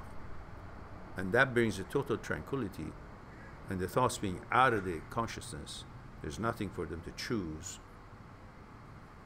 to create a thought, and then you will fall asleep. So, I recommend for you to read that chapter, Me, My Psyche and I think it's $5.99 US. Go on my site, mindthatseekstruth.com, pick up that book and read that chapter, learn how to meditate, and do it every night, maybe every day, a couple of times, whenever you have time. 2 minutes, 5 minutes. Get to know it, get to learn it, and eventually you would want to do a lot more. And then it becomes the modified state of your mind, which becomes under your control, and it's not jumping around and moving around, always looking for something frantically or nervous. Your mind will be settled. You know, it's like a bucket of water and you have lots of sand in it. When it is stirred, which is when things happen in our life, breakups, death, different challenges, different things that occupies your mind. And these, when you look at this and you stir the sand in this bucket, the mud, you can see, oh, it's murky and there's lots of mud. But when you meditate, it's like you let the bucket sit without stirring it anymore. So the thoughts will settle down. The mud will settle down. There's no stir. They separate. It's like thought coming out of the consciousness. It's not in the consciousness to be active. So the mud, putting the bucket down and not stirring it, the mud settling down, separating the water and the mud separating, which is like separating thought and consciousness. And therefore, there is no hurricane there. There is no mix-up there. There is no activity there. There is no agitation there. Therefore, nothing is created because there's no movement. When there's no movement in the bucket, there's no mud and water creating some murky thing. Everything becomes clear. Same thing. When you meditate, mind, thought, and consciousness separate. And it creates a certain kind of a clarity and harmony with the energy of the universe, and no thoughts interfering with that harmony, with the flow of the universe. And the conflux takes place very fluent, very in good frequency, and you feel relaxed and no stir up is there. Okay? All right. Now,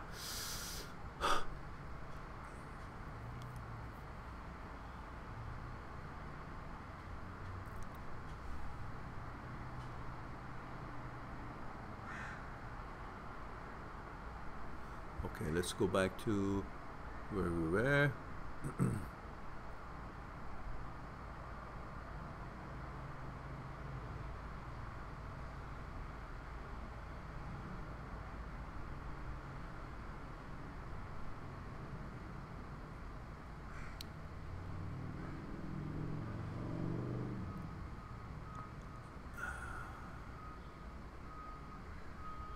Kalani says, damn, my brother, you speak the truth. I am pretty good in my mindset, but that's, yeah, that's why I left her, cause the mindsets were different as time went. Yes, yes, Kalani, I'm glad you see that. Tom Donovan says, hi Mehran, hope you are well. What are your thoughts on the silent treatment? Silent torture. I have experienced it with an ex a couple of times, did not know the best way to deal with it in the moment. Tom Donovan, 27, male, UK. Well, you know, silent treatment is when something has hit and injured the ego of your girlfriend. And she feels less. She feels disrespected. She feels the image she has of herself in her own mind has been attacked. And that image has become more important than her herself. So therefore she's up and all, her back is up to protect the image.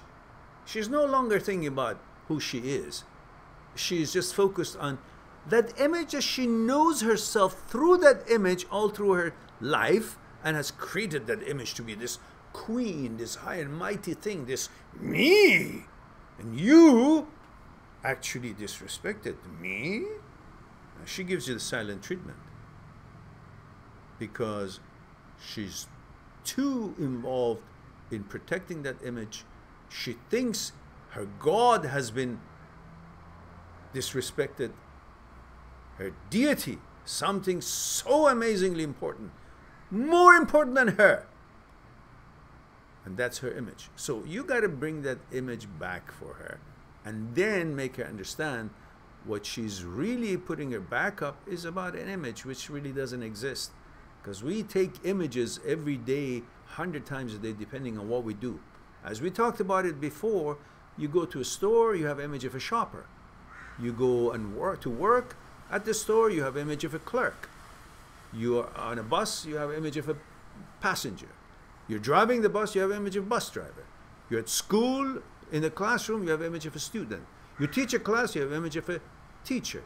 You're at your mom's or dad's place, you have an image of a daughter or a son. You're talking with your children, you have an image of a parent. So these images is what we create to interact with our daily lives, negotiate with life. And we have these images, and others have their own images, and these images are having negotiations. In a relationship, there's also the two images that are being used, and they're having a relationship. The image you have of yourself in your mind, with the image you have of her in your mind, and the image she has of you in her mind, with the image she has of herself in the mind, these images are having interactions. And somehow something came up that you tarnished in her mind the image she had of herself in her mind.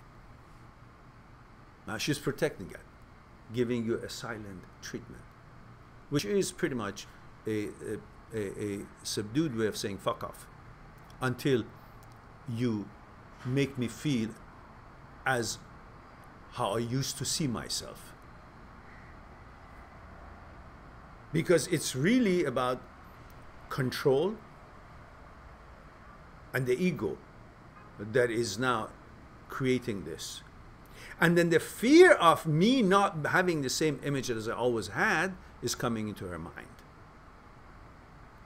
The fear and the ego is now interfering with this.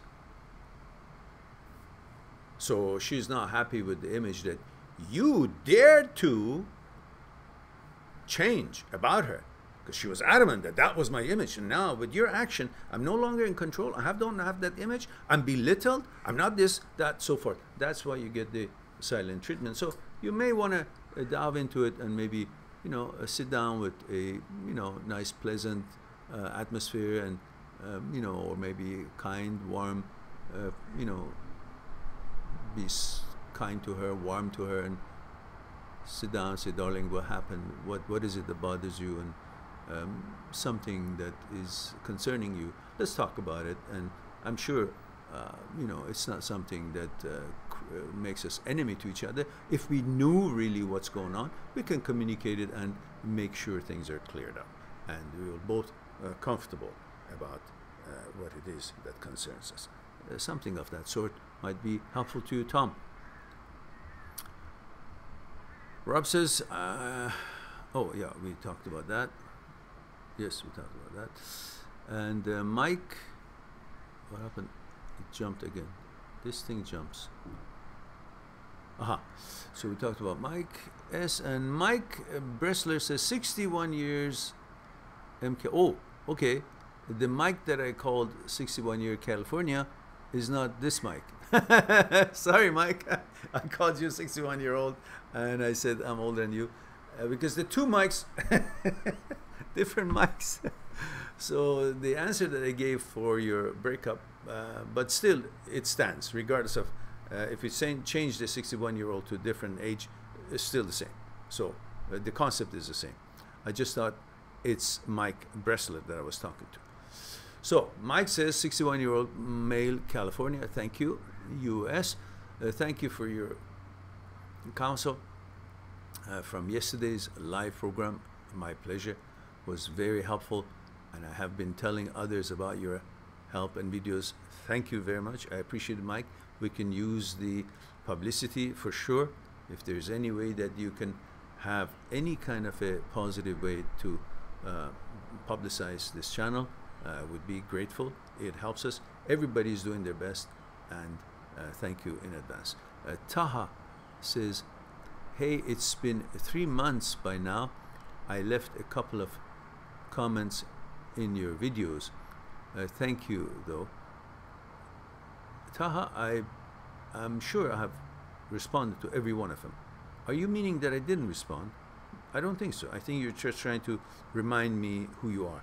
I do remember, Taha, your name, and I remember that I have responded a few of your comments.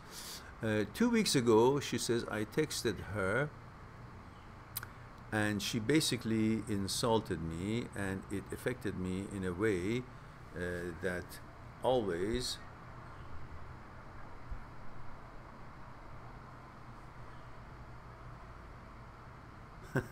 yes, always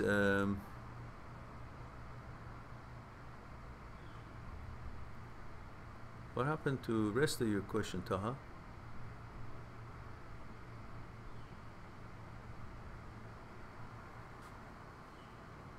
Two weeks ago, I texted her and she basically insulted me, and it affected me in a way that always something. Anyhow, she insulted you. Yeah, I know. Again, she insulted your image. The image you had of yourself in your mind is because of her words is bothering you. And remember, when something is said as an insult and you take it as an insult and bothers you, is because words have meaning. The meaning of the words that was been uttered by somebody is already established in their representation in a dictionary.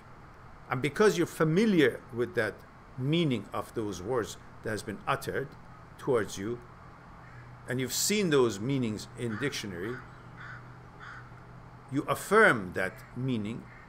You've been told that's what it means, and it does mean that.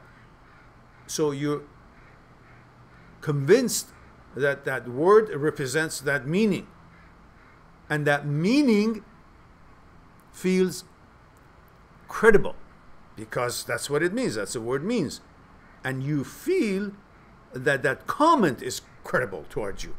It's only the meaning of the word that is credible because it's in the dictionary. That's what the meaning that word represents. So you're convinced of the credibility of the meaning of the word that has been uttered. That's what hurts, because you're focusing on that. You should focus on the source of where the word is coming from. When you focus on the source, then you have no feeling of hurt, because you notice that the source is not qualified. It's the word that means, that word by itself, even written somewhere by anybody in anywhere, it means what it means. So the meaning of the word has nothing to do with being able to have a power to insult you. I mean, I'm sorry, the meaning of the word is what has the power to insult you. But when you focus where it's coming from, then you see that person has no qualification or authority to be able to inflict or hurl that kind of an insult to you, because It's the word that has the meaning, but the person doesn't have credibility. Do you understand? It's like you're playing piano and somebody passed by and say, "Oh," and you're playing a nice tune and exercise and you know it well, and you have had concerts done and you're great and you're playing it, and somebody passed by and says, "Oh, that's bullshit, that piece of shit, take that noise off, it's bothering my ear." You don't know how to play. Now, the words that you're not good, you don't know how to play, it bothers my ears, all of that, it hurts you because they have meaning, those words. So they hurt, they insult. But when you focus on where it's coming from, you're coming from some asshole in the street that has no knowledge of what piano is, piano playing, or notes, or expertise are, or symphony is all about. That's the person that is uttering, using those words. The words have a meaning and their meanings have been registered in the dictionary, and you're convinced that the words mean that. And that's what hurts. But you focus on the source of where the words are coming from, you will see that source has no credibility to know about piano playing. So the words will not be able to represent anything that what they mean, because the source that has thrown those is not credible, not qualified, doesn't know shit about it. So therefore, you should focus on the source where the insult comes from, rather than the meaning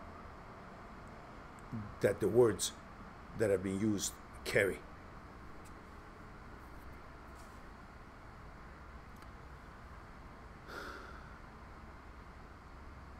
I hope that helps you, Taha.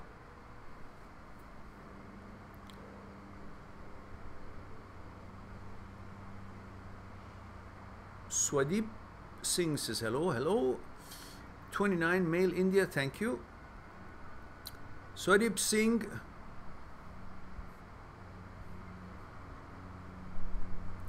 Swadip Singh says we were colleagues, but now we are separated, but we live in the same area. So whenever I pass by her home, I go back to her thoughts. Don't. Well, look, you could be passing by a brothel, you could be passing by a bar, you could be passing by an illegal gathering, or you can pass by some toilet. It doesn't mean you should go in. You shouldn't be going into the toilet if you don't need to piss. You shouldn't be going to the brothel because that's not the place to go. You shouldn't be going into the bar if you're not a drinker. You don't want to drink. You shouldn't be going to the places that you pass by just because you pass by. You may recognize what's happening in there, the thought of it. Or if you were in that bar once and you had an experience there, you may remember it, but doesn't mean you should allow the thinking to continue. You moving on, and thoughts can be moving on, and you go on to the next subject. Don't keep yourself in that place. Don't enter and don't keep there. Just walk on by. Same thing, when the thoughts of her comes when you pass by her home, start thinking about other girls. Start thinking about other things you're interested in. Start thinking about things that is pleasant. When a thought comes to your mind, something has triggered it, and it comes in, whether it's transient thoughts or it's just a thought that has triggered a memory.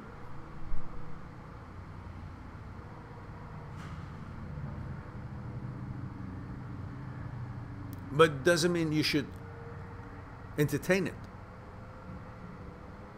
The thought comes, but you should simply move away from the thought by thinking about other things that you choose. Many things can trigger things in your mind, but you shouldn't stay there. Just keep going, moving, keeping your thoughts focused on other things. You have a destination when you want to go somewhere. On your destination, you pass many streets. If every street that you pass by, so, oh, I go into this, and then you will go on a different tangent.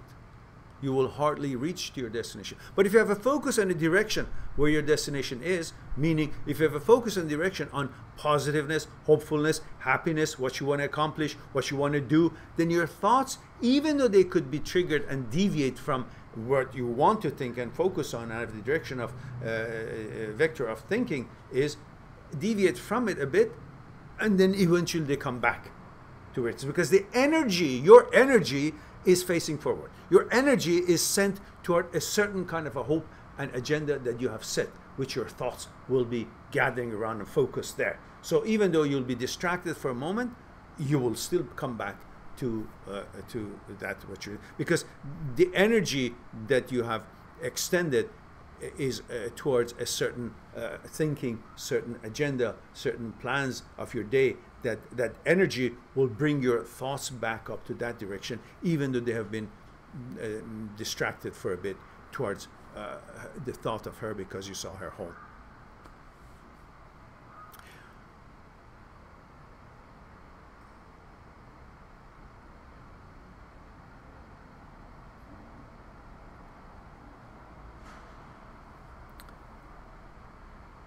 All right. I could explain a little bit more about the energy and techniques of it, but I think it'll be too much here, maybe in some other time.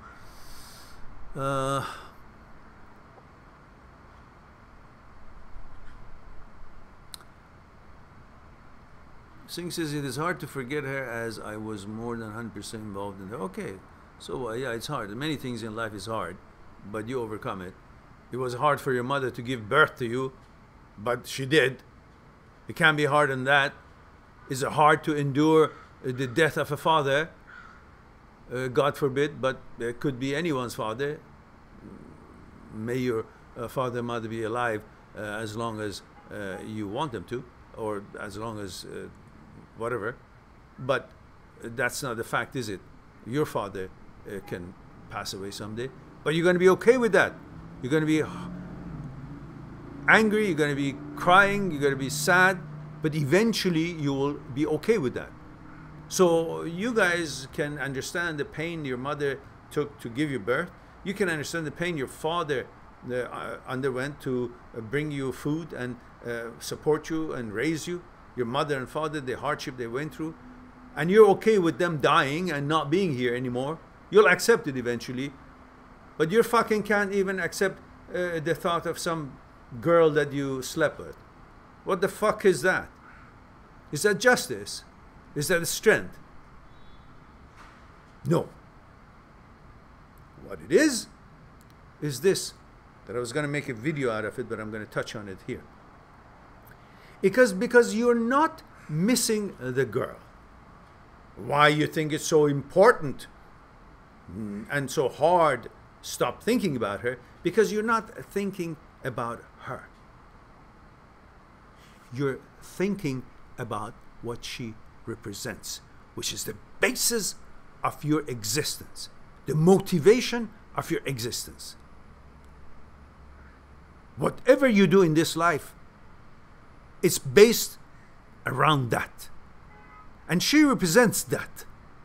And therefore, you think you've been denied by that.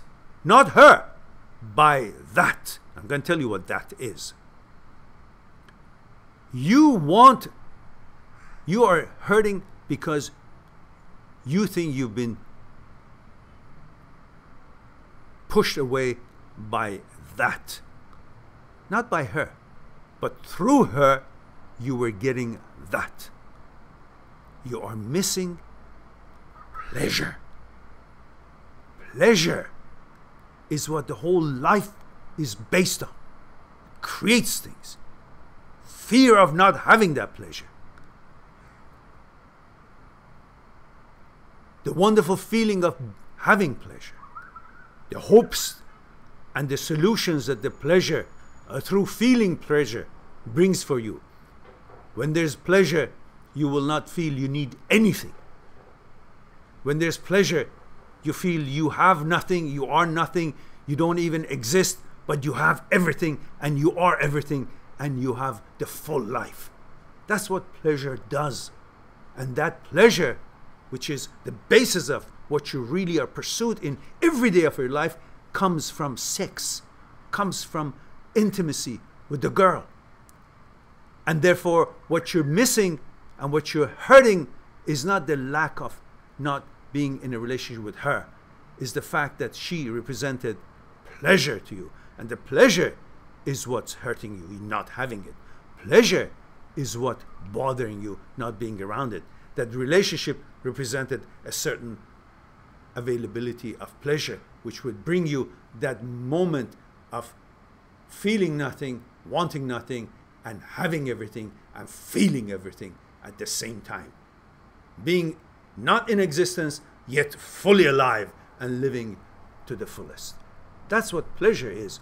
And you think your relationship, which represented pleasure, but you miss it, you mistaken it, you think it is her that you're missing.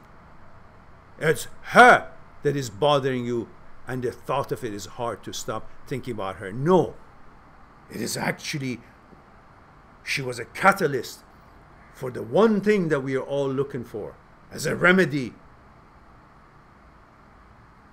of everything. And that's pleasure. Focus on that, then you will understand why it is hard. It is not hard to leave her be and move on to find another woman. It is hard because until you find another woman, another relationship, you are missing the pleasure, and you think that the most important thing in that life, that pleasure, which is of course includes health and everything else, but we're talking about that pleasure, you think pleasure has dissed you. Pleasure has pushed you back, and you can't take that because pleasure is everything. That's why people fall into all kinds of pleasure, even the ones that are detrimental to their health, and it's not good for them because they think every pleasure is the right pleasure. But you have to be alert. Just because something feels good and it's called pleasure, it doesn't mean it's good for you or you have to pursue it. There are different kinds of pleasure. But in this kind of pleasure that we're talking about, you feel it's the ultimate pleasure, which comes through sex, and she was representing it. So you think you have been pushed away and dissed by the pleasure itself. That's what's bugging you, and that's what's hard to move on. Not moving on from an ex-girlfriend. Okay, hope that makes sense to you guys, because that is something heavy, but if you think about it, that's where it's all at.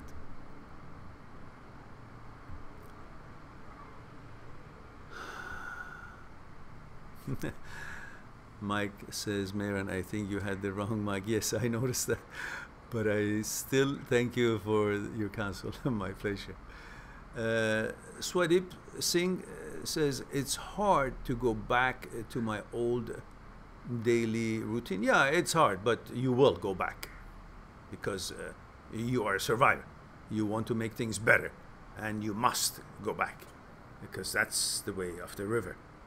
You don't want to be a log being taken away and hit to the banks of the river and taken to garbage part of the river, the accumulation of garbage in this corner or that corner, and go with it anywhere. You want to be a tree with roots in the bedrock of the river. So the water will have to go around you, and you select the nutrients that you want to take from the water, not every shit that is carrying with itself and splashing it on the log that is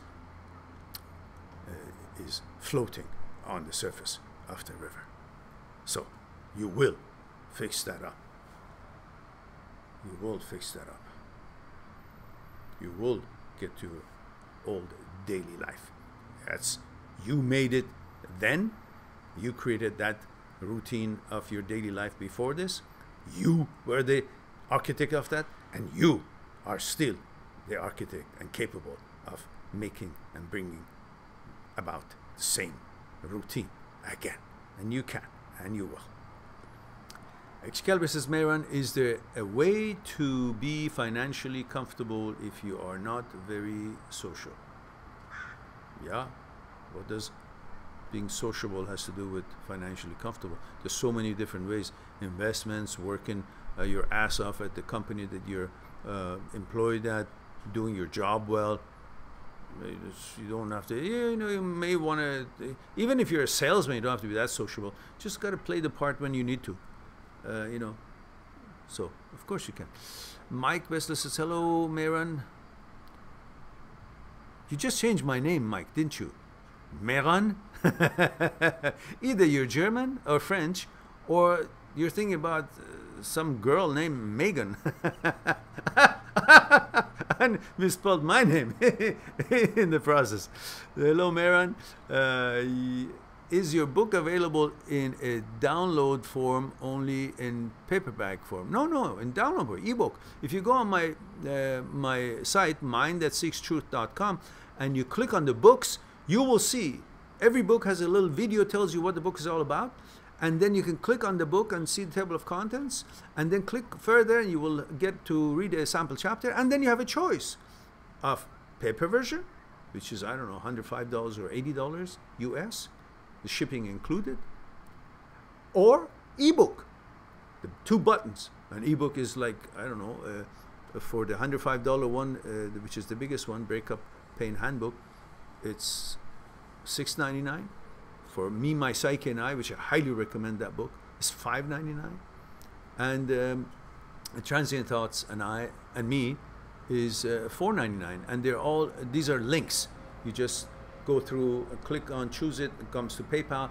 You pay through your Visa or your PayPal, whichever account you prefer, and then the link is sent to you after the receipt is sent. It's a blue name of the book. That's the link that comes with it. It's right away thingy. It says, yeah, I apologize for pronouncing your name incorrectly, Mehran. Well, I saw you, so I had no problems.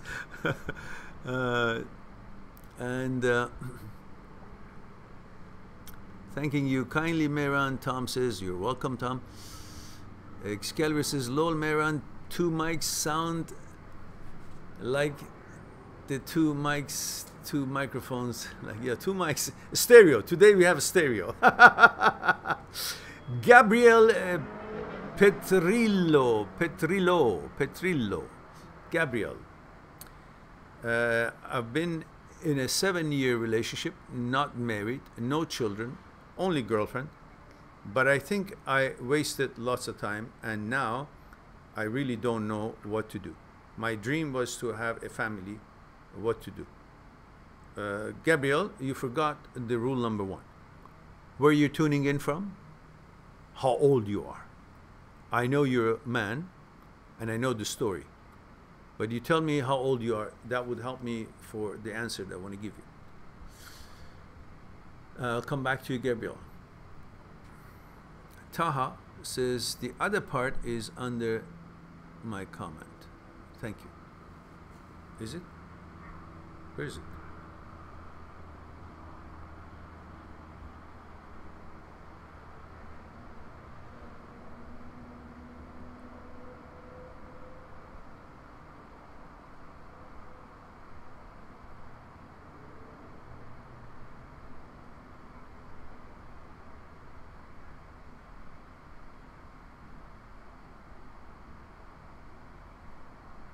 I don't see it, Taha. I see nothing. Ah, Princeton. I missed your question, I guess. Hi, Sir Mehran. Wishing you well. Always download the Dragon Ball game on your phone if you have time. I would love to, but you know, it's lots of stuff I want to accomplish, and eventually I would get to maybe see what these things are. I don't play games at all these days. I mean, for years. I think I played Mario Brothers and things like that 28 years ago. 29, 30 years ago. But I haven't played games much. Okay, now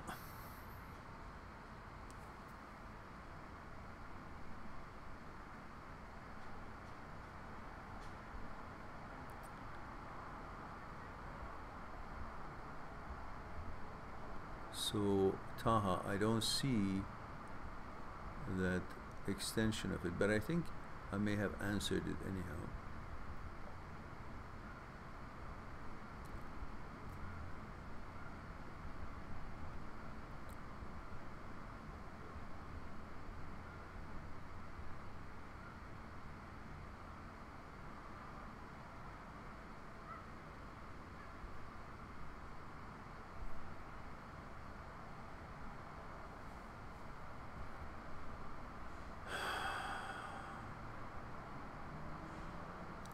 All right.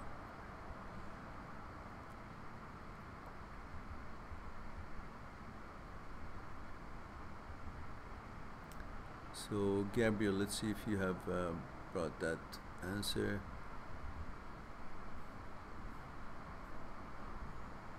Gabriel says, I'm from Argentina, 35-year-old. Thank you, Gabriel. Let's go back to Gabriel. So Gabriel says, I've been in a 7-year relationship and not married, no children, only girlfriends, but I think I've wasted lots of time and now I really don't know what to do. My dream was to have a family. What to do? Gabriel, you're 35 years old. Only 35 years old. You haven't wasted any time. For you to be here where you are, to have the wisdom or experience that you have now, you had to go through these steps. One of them was this 7-year relationship. And good thing that you found out now that is not the right girl, or whatever has happened. She decided or you decided. Either way, it is best to know now than having children and then figuring it out when you're 10 years into a marriage or 5 years in the marriage. So you haven't wasted anything.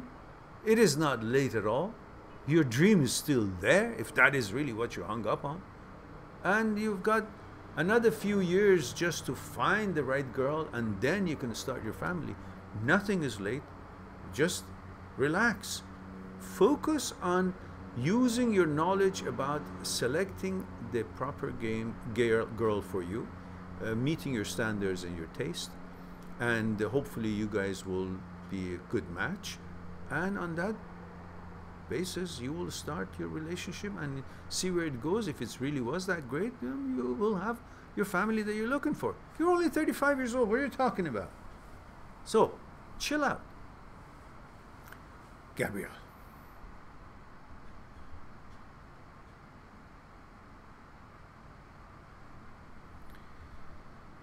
El Haj says, is game something that you learn or something that you are born with? Game means good personality, knowing how to talk to girls. No. You educate yourself, you focus on learning what is proper, what is pleasant, what is carrying a good energy, what topics are interesting. You research, you familiarize yourself with topics that are interesting to you, whatever it may be, around the world, different topics. What better topics than how human being is put together? The stuff that we talk about here. Mind and body coordination, the role of thoughts and consciousness and their relationship with each other, the role of ego, desire, and fear into our daily lives. And what is our center? What is order? What is mechanical process? What is material process? What is psychological security? Where have we come from all these 40,000, 50,000 years ago since then? What have we advanced in? Are we still the same savages as before? The answer is yes. Or have we advanced in things? Yeah, we've advanced in technology, that's all. We're the same shit. Still. Violent and everything else. So, there's so many things that you can learn and talk about which appeals and applies to everyone's daily life and everyone's life. And then it would be a subject to think about, whether it's with girls or it's a a social outing and a group of friends, you'll have something to say.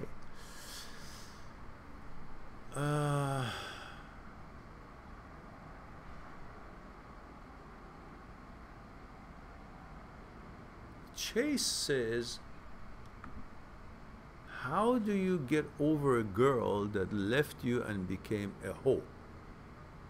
Well, in your opinion, she's a hoe because she's not with you. But you got to focus on that she's not with you doesn't take anything away from you and doesn't make her better than you. It just makes her have different capabilities, capacities, interests, and qualifications. And you certainly don't want to be with someone who is not committed to a relationship with you. So that doesn't make her a hoe. It just makes her a human being who is different than you, and you don't want to be with her because she's not with you. It's simple. Don't turn it into something more than what it is. Just because a girl is not with you and goes out with another guy, that doesn't make her a hoe. But if you leave your girlfriend and go with some other girl, does that make you, I don't know, a man whore? It doesn't.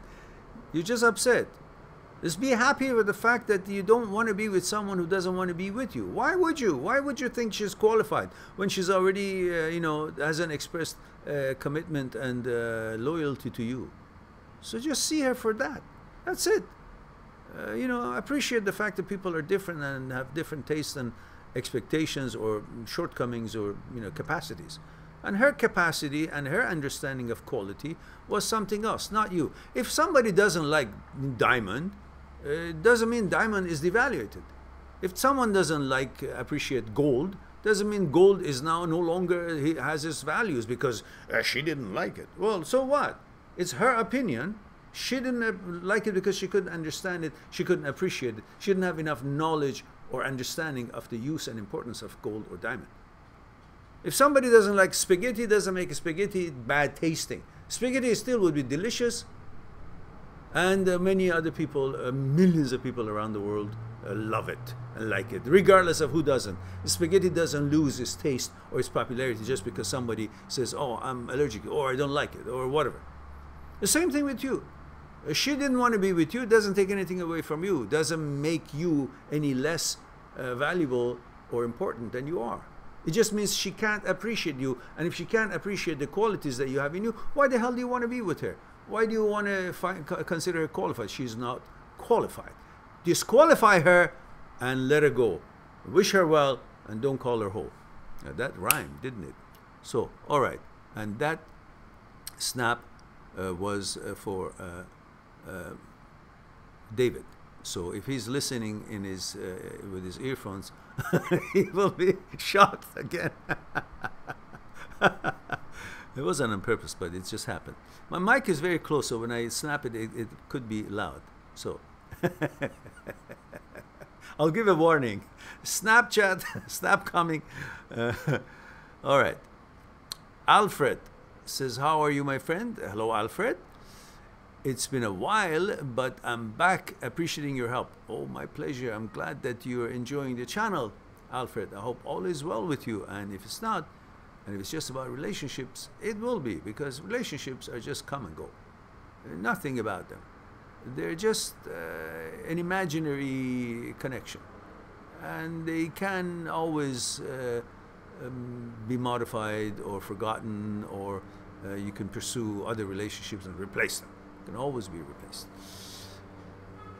Madara Minoshi says, Mehran, why does it cause anxiety or some sort of pain when I see my ex, even though I have no feelings and thoughts related to her, but when I see her I feel anxious? Why is it? Because she represents pleasure. That's it. One word, one answer, one sentence.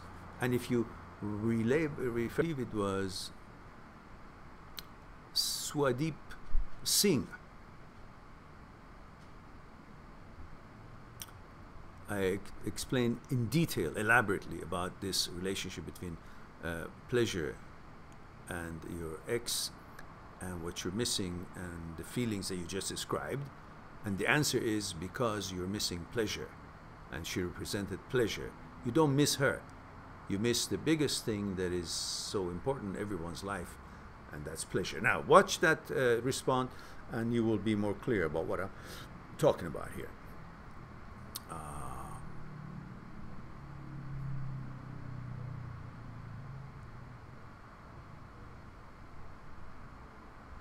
Madara.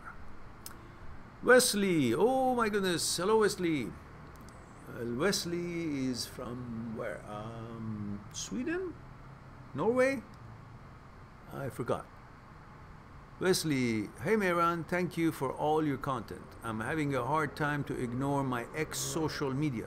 I started to forget about her for 2 months now, but the urge came back out of the blue. Wesley, watch my response to Swadeep just about maybe 15-20 minutes ago on this program. You might have already heard it. That is why. That is the basis of most of these challenges, which I may be able to get around to and make a separate video on that. But that was something that was fresh in my mind from my contemplation last night, and I was meaning to make one, but the opportunity came up, and I spilled the beans, and now you can watch it ahead of time. I will have this uploaded soon. Let me see my time, guys. It's okay. I still got time because I have a Skype consultation appointment within the next hour at 2 o'clock, so I will wrap it up in half an hour and then rest my mouth a bit, because then I would like to pay full attention to my client's appointment and concerns. So let's go on through, see what's here. So Wesley, please watch that explanation about for Swadeep, I believe his name was. Let's see. Yeah, Swadeep Singh, and you will have something to go on with that. Gabriel says, I'm from Argentina. Okay, yeah, we saw that one. The Ralph Mike says it's because Taha has no avatar, so it's hard to spot Taha's post. Oh, I see. Taha says, I emailed you about a platform that you can be in touch with your followers if you want to. I would really like to know you. It changed. Change it real quick. Taha, I don't know how to get on those. I think you did. It was about a site.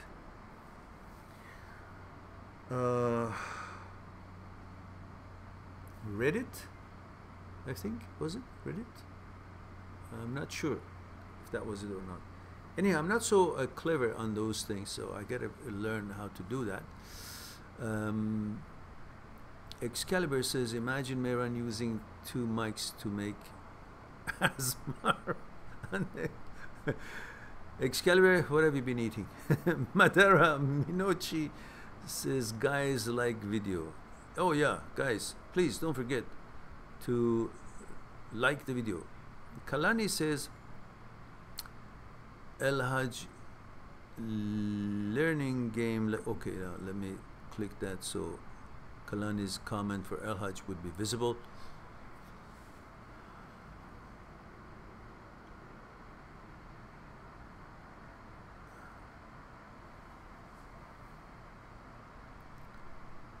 Okay, Kalani's comments are released because he came for viewing, I guess, before, so now El Hajj can see it.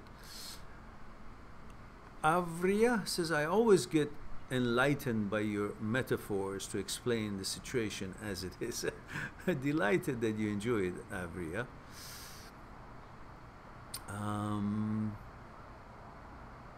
Let's talk everything. Hello. says, I'm working right now, but I had to tune in and be a part of this live stream. Wonderful. Delighted that you got the chance to do that. I appreciate that. Wesley says, Germany, Mehran. Yes. Oh, Germany. Yes, Wesley. I remember now, Germany. And 30 years old. I believe you have, your name rings a bell as one of the people that I think I signed a book for. Am I right? Or did you purchase the ebook version? But I do remember your name in the purchase list. Anyhow, I hope that you have received the book if it was the printed version somehow. But you haven't been around for a while. I haven't seen you on live talks for a while. And Wesley says, I'll do it. Thank you very much. You're welcome, Wesley. My pleasure. Guys, please do not forget, just because I have said that before and you've heard it and maybe you've done it, don't feel that that was the only time we needed it. We need you guys share the videos that you like on social media constantly and find a way to promote this channel and make it more visible and popular. I would be grateful, because that's the only way I can reach more people and enhance and expand the plans and the goals we have for the channel. As far as I know, it's been making, as many of you have said, life-changing effects on your lives, on people's lives in general, and apparently it has its place in this world. So we need to somehow promote it in a way that it would actually gather up speed and end up with those, you know, hundreds of thousands of subscribers, which we are far behind that, while our content is obviously second to none, and I'm proud of it. So I hope that we will be blessed by your attention to this matter and help us all to get the word out.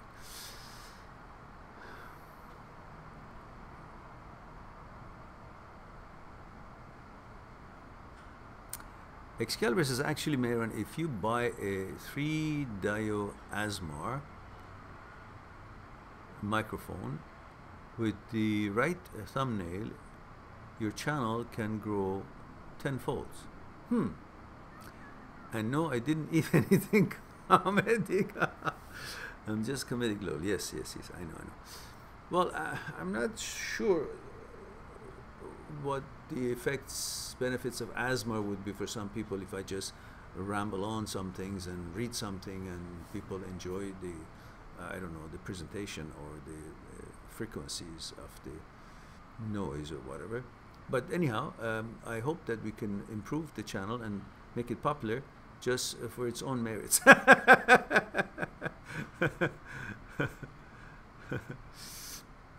Okay, guys, so it looks like I've hit all the questions, and I'm delighted to do that. Now I can end the live talk right now and rest a bit and look forward for my next appointment. So I love for the fact that you guys give me your time to share certain opinions and things together, and I love you all. Thank you very much for your time, and look forward to talk to you again. In the meantime, please be good to yourself, to the others, and I'll talk to you soon. Bye for now.